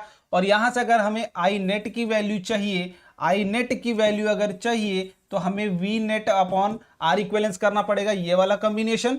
तो वी की वैल्यू आपको 12 गिवन है और ये 18 गिवन है, तो ये 4 3 12, ठीक है, नहीं आई थिंक हाँ 2 छक्का 12, ठीक है, और 9, फिर इसके बाद 3 दूना के 6, 3 3 सॉरी, ठीक है, 3 3 4 जा 12 या फिर 4, ठीक है, हो जाएगा 2/3 आ जाएगा, ठीक है, 6 दूना 12, 6 3 18, 2/3 ampere will be your answer. And I net की वैल्यू क्या आ जाएगी बेटा, तो 2/3 ampere will be your answer. तो ये रहा छोटा सा क्वेश्चन और छोटा सा प्यारा सा सवाल, जिसको आप बहुत ही आसानी तरीके से कर सकते हैं। बस इसी तरीके से क्वेश्चन आपके बोर्ड में भी पूछे जाएंगे। आपको जस्ट यही कैलकुलेशन लगा लगा के आपको कांड आगे का जितने भी काम कर रहे हैं वो करते रहना, ठीक है। अब आते हैं बात heating effect of current. Heating effect of current क्या है बेसिकली, ध्यान से देखिए, मान लेता हूं एक कोई कंडक्टर है, ठीक है, ये कोई कंडक्टर है। अब इसके क्रॉस अगर आप मान लीजिए कोई पोटेंशियल ड्रॉप करते हैं, क्रिएट करते हैं, तो यहां से इलेक्ट्रॉन चलना इधर शुरू होता है, यहां से भी इलेक्ट्रॉन इधर चलना शुरू होता है, लेकिन बीच में इनफाइनाइट नंबर्स ऑफ एटम्स हैं, इनसे क्या करेंगे, ये कोलाइड करेंगे, फिर इनसे कोलाइड करेंगे, फिर इधर कोलाइड करेंगे, जिसे हमें एक रेजिस्टेंस पढ़ा था, है ना। अब उसी कोलिजन की वजह से जो एनर्जी वेस्ट होती है वही किस फॉर्म में निकल के आती है, हीट के फॉर्म में निकल के आती है, ठीक है। जिस कोलिजन की, इन कोलिजन की वजह से जो एनर्जी वेस्ट होती है, जो एनर्जी प्रोड्यूस होती है उस कंडक्टर में, उस मेटल में, वही क्या होती है बेटा आपकी सिंपली। और आप देख पा रहे हो कोलिजन किस में ज्यादा होगा, जिसमें रेजिस्टेंस ज्यादा होगा। ऑब्वियस सी बात है, जितना ज्यादा रुकावट उतना ज्यादा कोलिजन, जितना ज्यादा बीच में डिस्टर्बिंग एलिमेंट, यहां पर एटम, जितना ज्यादा इसमें एटम्स फैले होंगे, इलेक्ट्रॉन का काम है कि यहां से यहां चल के जाना। अब जितना बीच बीच में ये आपकी डिस्टर्बिंग एलिमेंट होंगे, जितना ज्यादा, उतना ही ज्यादा ये टकराएंगे और उतना ही ज्यादा हीट लॉस होगा, उतना ही एनर्जी लॉस होगा और उतना ही हीट प्रोड्यूस होगा। कहां पर, आपके सिस्टम में। तो ये पूरी की पूरी कहानी किसके थ्रू है, रेजिस्टेंस के थ्रू। अब थोड़ा सा एग्जांपल लेके देखते हैं भाई। दो आपके पास हमने कंडक्टर ले रखा है, एक एल्यूमिनियम एक नाइक्रोम, दोनों के क्रॉस 6 वोल्ट की बैटरी लगाई है। ये देख रहे हैं आप हीट हो रहा है, बट ये वाला हीट नहीं हो रहा। क्यों? क्योंकि इसका रेजिस्टेंस ज्यादा है, इसका रेजिस्टेंस कम है। रेजिस्टेंस जिसमें ज्यादा उसमें हीट ज्यादा, ये हीट हो रहा है, आई थिंक आपको दिख रहा होगा, क्योंकि रेजिस्टेंस की वैल्यू इसकी बेटा ज्यादा है। सो दैट्स व्हाई वो क्या हो रहा है, इंक्रीज कर रहा है। और ये क्या कर रहा है, allow to pass current, current को पास करने दे रहा है, हीट प्रोड्यूस नहीं हो पा रहा। उसमें करंट पास ज्यादा नहीं हो रहा, बट हीट ज्यादा प्रोड्यूस हो पा रहा है। क्लियर बात। यहां से एक दैट इज प्रूफ आपसे पूछा जाता है, जूल्स लॉ ऑफ हीटिंग, ठीक है, जूल्स लॉ ऑफ हीटिंग करके आपसे पूछा जाएगा। उसमें भी कोई बहुत बड़ा टर्म नहीं है। तो जूल्स लॉ हीटिंग में भाई जितना ज्यादा हीट दोगे, हीट कितना प्रोड्यूस होगा, दैट इज वो किस पर डिपेंड करेगा, करंट की स्क्वायर की रेशियो पर। और हीट किस पर डिपेंड करेगा, रेजिस्टेंस पर डिपेंड करेगा। और हीट किस पर डिपेंड करेगा, कितने देर तक आप करते हैं। तो इन तीनों का कॉम्बिनेशन क्या आएगा, H is equal to I square R into T. और यही क्या है आपका हीट डिसिपिएशन विथ टाइम, ठीक है। यही सिंपली क्या है, heat dissipation with time. I think इतनी बात आपको क्लियर होगी। या तो अनदर मेथड से अगर मैं प्रूव कराना चाहूं तो मैं बोलूंगा भाई जो वर्क हम कर रहे होंगे किस पर, W/Q, है ना। यही तो हमारा पोटेंशियल था, सॉरी एक सेकेंड, जस्ट उल्टा अपोजिट हो जाएगा। जो पोटेंशियल होता है हमारा, हमने पोटेंशियल पढ़ा था कि potential is equal to work done per unit charge. यही होता है किसी भी पोटेंशियल में हम अगर चार्ज को मूव करा रहे हैं। तो मैंने बोला जो वर्क कर रहा हूं यही तो हमारा कन्वर्ट हो रहा है, जो वर्क है वही तो हीट के फॉर्म में कन्वर्ट हो रहा होगा, है ना। वर्क एक एनर्जी है तो वो दूसरे फॉर्म के एनर्जी में कन्वर्ट हो सकती है। Energy can be converted in another form, not destroyed. तो ये हीट के फॉर्म में आ रही है। तो हीट यहां से जो हमारा निकल के आ रहा होगा वो किस फॉर्म में आ रहा होगा, V इंटू क्यू के फॉर्म में आ रहा होगा। क्लियर है बात, V इंटू क्यू के फॉर्म में आ रहा होगा। तो I को भाई हमने लिख दिया क्या, I इज इक्वल टू क्या होता है, चार्ज पर यूनिट टाइम, ठीक है। तो यहां से अगर चार्ज को मैं रिप्लेस कर दूं I इंटू टी, तो आई डोंट थिंक कि कोई आपको परेशानी होगी। V into I into T, ये भी एक तरीके का फॉर्मूला है। अगर पोटेंशियल डिफरेंस के क्रॉस आप निकालना चाहें तो V into I into T. और अगर दूसरा मेथड में बताऊं आपको, दैट इज ओम्स लॉ से आप रिप्लेस कर लें। ओम्स लॉ को यूज करके V की वैल्यू क्या रख ले, I इंटू आर रख ले, तो आई थिंक आप ये वाला फॉर्मूला भी पा जाएंगे, ठीक है। ओम्स लॉ से V is equal to I R. मैं देखो डायरेक्ट बुक की भाषा नहीं बोलूंगा, मैं बोलूंगा कि आप एक बार एनसीईआरटी जरूर पढ़ लेना, ठीक है। एक बार एनसीईआरटी पढ़ लेना, जो भी चीजें होंगी पूरी पूरी बेटा आपकी क्लियर हो जाएगी एक बार एनसीईआरटी अगर ओपन कर लोगे तो, ठीक है। बाकी पूरी कहानी आपको क्लियर है कैसे प्रूफ कर रहा है। चलो अब आगे आते हैं। छोटा सा that is I think conversion है, हीट के ऊपर ही क्वेश्चन, दैट इज हीट के ऊपर ही। कि हीट किन किन फॉर्म से निकाल सकते हैं, I square into R into T, पहला हुआ। दूसरा अभी हमने पढ़ा heat is equal to V into I into T, ठीक है, दूसरा हुआ। अगर मान लीजिए वी और आर के टर्म में हमें बताना हो हीट को, तब V square by R into T, ठीक है। तो ये टोटल क्या है दोस्त, तो ये पूरा का पूरा हीट डेसिपिएशन है। क्लियर कि टी टाइम में कोई अगर वी पोटेंशियल सोर्स लगा है आर रेजिस्टेंस के क्रॉस, तो कितना हीट डिसिपिएट होगा, ये पूरा का पूरा कहानी बस इन्हीं 3 फॉर्मूले से आप कैलकुलेट कर सकते हो। कोई भी क्वेश्चन हो, यहां पर जब हमें वोल्टेज गिवन हो और करंट गिवन हो सर्किट में, तब इसको यूज करेंगे। जब करंट और रेजिस्टेंस सर्किट का पता हो तब उसको यूज करेंगे, और ये वाला तब यूज करेंगे जब रेजिस्टेंस पता है और वोल्टेज ड्रॉप पता है हमारी पूरी सर्किट में। तो यही 3 फॉर्मूले हैं जिससे आप हीट डेसिपिएशन निकाल सकते हो। बेसिकली हीट डेसिपिएशन निकाल सकते हैं किसी भी सर्किट में। तो आई थिंक आपको अब इसके अलावा कोई भी प्रॉब्लम नहीं मिलने वाली है, इससे टर्म 2 में बेस्ड हो या फिर किसी भी चीज से बेस्ड हो, इससे डिफरेंट क्वेश्चंस आपसे मिलने ही नहीं वाले हैं। ठीक है, अब बात कर लेते हैं प्रैक्टिकल एप्लीकेशंस कहां कहां पर यूज होता है। तो आपका इलेक्ट्रिक बल्ब है, ये आपकी नाइक्रोम की वायर होती है, टंगस्टन की वायर होती है। ठीक है, ये क्या होती है, हीट होती है, हीट करके क्या प्रोड्यूस करती है, लाइट प्रोड्यूस करती है, और वही लाइट हम किसके फॉर्म में यूज कर रहे होते हैं देखने के लिए। दूसरी चीज भाई electrical press that is heat, यहां पर भी जनरेट होती है करंट से। करंट से हम क्या जनरेट कर लेते हैं, हीट जनरेट कर लेते हैं सिंपल आपकी इलेक्ट्रिकल प्रेस में भी। यहां पर जो हीटर आपकी चलती है सेम कहानी वहां पर भी होती है कि करंट फ्लो करते हैं, और due to that high resistance के कारण क्या होता है, वो जलने लगता है, और जलने के कारण हीट प्रोड्यूस करता है। यहां पर इलेक्ट्रिकल फ्यूजेज आप देख सकते हैं, फ्यूजेज इनका क्या काम होता है भाई, मैक्सिमम करंट को रोकना, है ना, मैक्सिमम करंट को रोकना। जितना ज्यादा करंट इसमें आएगा, ठीक है, एक लिमिट होती है कि इससे ज्यादा करंट इसमें नहीं आएगा। जैसे ही इस वायर में, यहां पर एक पतली सी वायर कनेक्टेड होती है, जैसे ही उस वायर में, ठीक है, ज्यादा करंट आएगा दैट विल मेल्ट, उसकी रजिस्टिविटी क्या कर जाएगी, हीट करके मेल्ट कर जाती है। या फिर इस तरीके का भी फ्यूज आपको हर फ्री उसमें वॉशिंग मशीन हो गया या फिर कोई भी एक छोटी सी डिवाइस लोगे तो हर डिवाइस में लगभग उस तरीके की फ्यूज आपको दिख रही होती है। अंदर एक पतली सी वायर होती है जिसकी फिक्स कैपेसिटी होती है कि इतना करंट ही वो सहन कर सकता है, क्योंकि उससे ज्यादा करंट अगर सहन करेगा तो आपकी डिवाइस में भी फॉल्ट आ सकता है। सो दैट्स वाई वो आपकी डिवाइस को प्रोटेक्ट करते हैं बिफोर शॉर्ट सर्किट या फिर कोई भी चीज हो। अब बात कर लेते हैं इलेक्ट्रिकल पावर की। तो इलेक्ट्रिकल पावर है क्या भाई, है ना, इलेक्ट्रिकल पावर है क्या। तो जस्ट अगर इलेक्ट्रिकल पावर की मैं बात करूं कि पावर कभी भी हम पढ़ के आए हैं अभी तक कि पावर होता है energy dissipation per unit time, है ना, एनर्जी कितना आप डेसिपिएट कर रहे हो पर यूनिट टाइम में, यही क्या होता है आपका पावर। दैट इज अभी हमने एनर्जी डिसिपिएशन देखा कि भाई जो हमने वर्क करते हैं वही तो हमारे पास एनर्जी होती है ना, और वही हमारी एनर्जी किस में कन्वर्ट हो रही थी, हीट के फॉर्म में कन्वर्ट हो रही थी।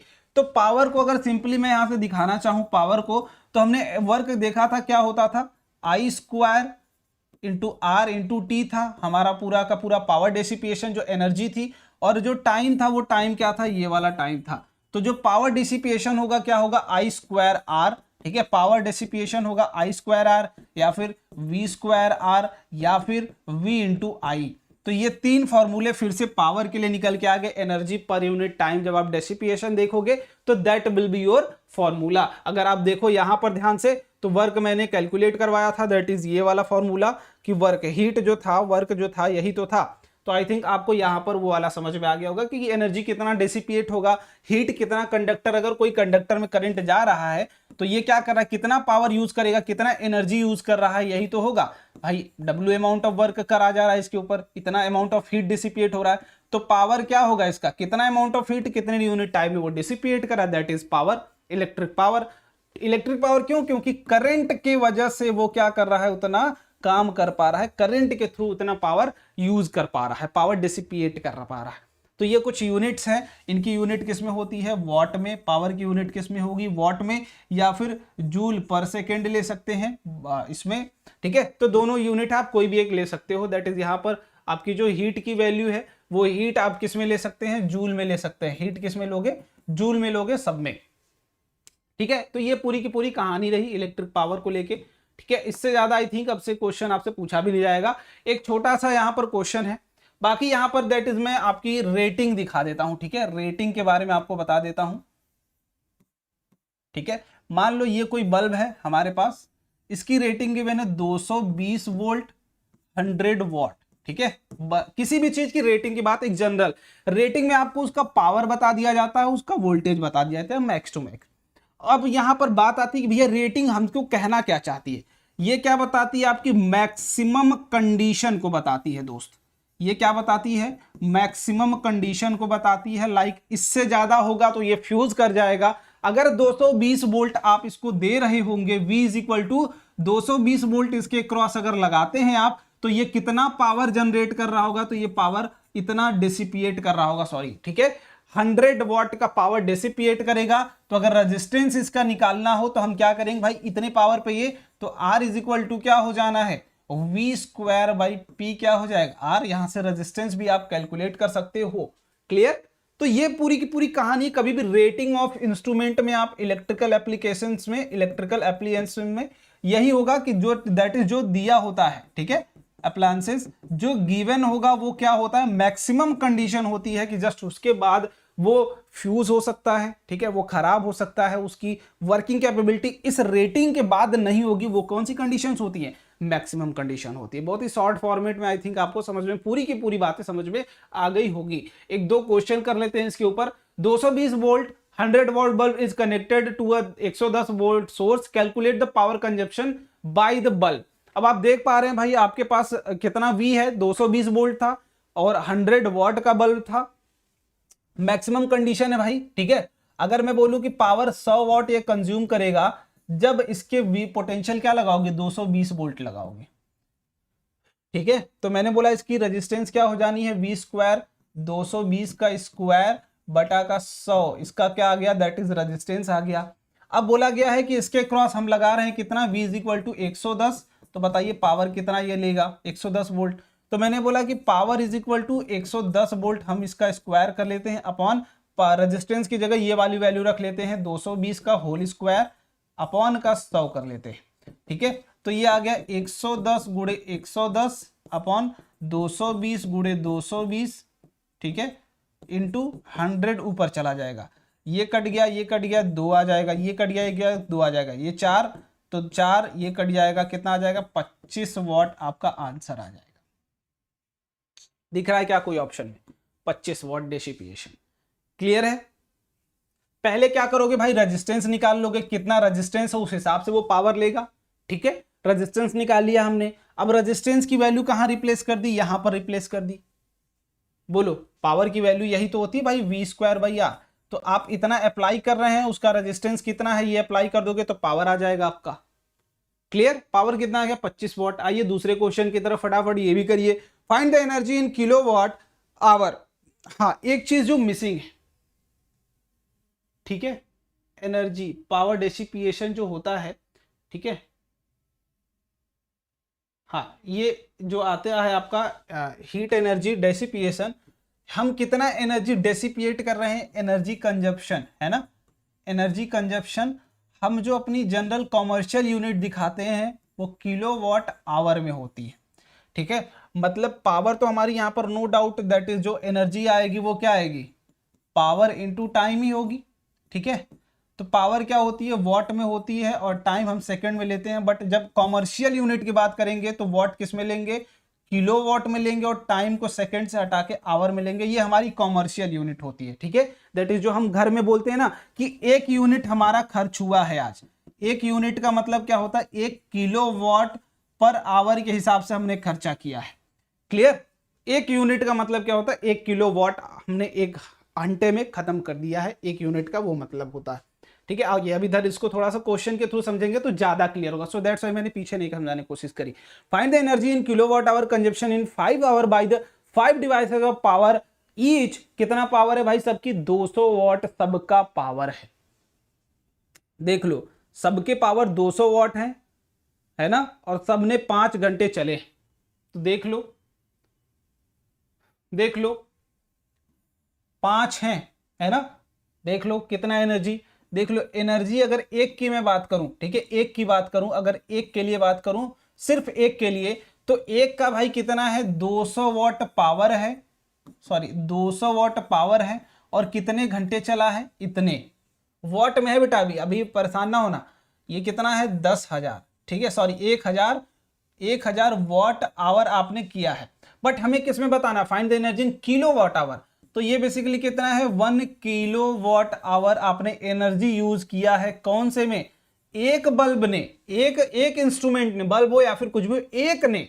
अगर मैं बोलूं कि 5 कितना करेगा, तो 5 से मल्टीप्लाई करोगे बेटा, 5 इंटू 1 किलो वॉट आवर बराबर कितना आप यूज कर रहे होंगे, 5 किलो वॉट आवर आपकी एनर्जी कंजम्पशन आएगी अगर 5 घंटे तक आप चलाते हो 5 डिवाइसेस। तो क्लियर है, 5 किलो वॉट आप कंजप्शन करने वाले हो, क्लियर है। तो 5 kilowatt hour will be the correct option. I think यही थे आपके बेसिक्स क्वेश्चन, और इसके बाद आपकी एनसीईआरटी पूरी सीरीज शुरू होती है, ठीक है। तो बाय बाय, अब अगले सेशन में मिलेंगे, बट उसमें क्या होगा, पहले हम लोग एग्जाम्पल सॉल्व करेंगे, ठीक है, एग्जाम्पल्स कर रहे होंगे प्लस एक्सरसाइज कर रहे होंगे, पूरी की पूरी एनसीईआरटी अपन को पहले खत्म करनी है, उसके बाद जितने भी पीवाईक्यूज होंगे वो सारे अपन लोग खत्म कर रहे होंगे। तो एकदम बी रिलैक्स, एकदम चिंता नहीं करना है, टीम रैंकर्स आपके साथ है बेटा, आपको सारी चीजें कराएंगे हम लोग, एकदम आराम से पढ़ाई करते रहिए, और अगली वीडियो मिलते हैं प्रॉब्लम सेशन के साथ। Thank you so much, bye bye.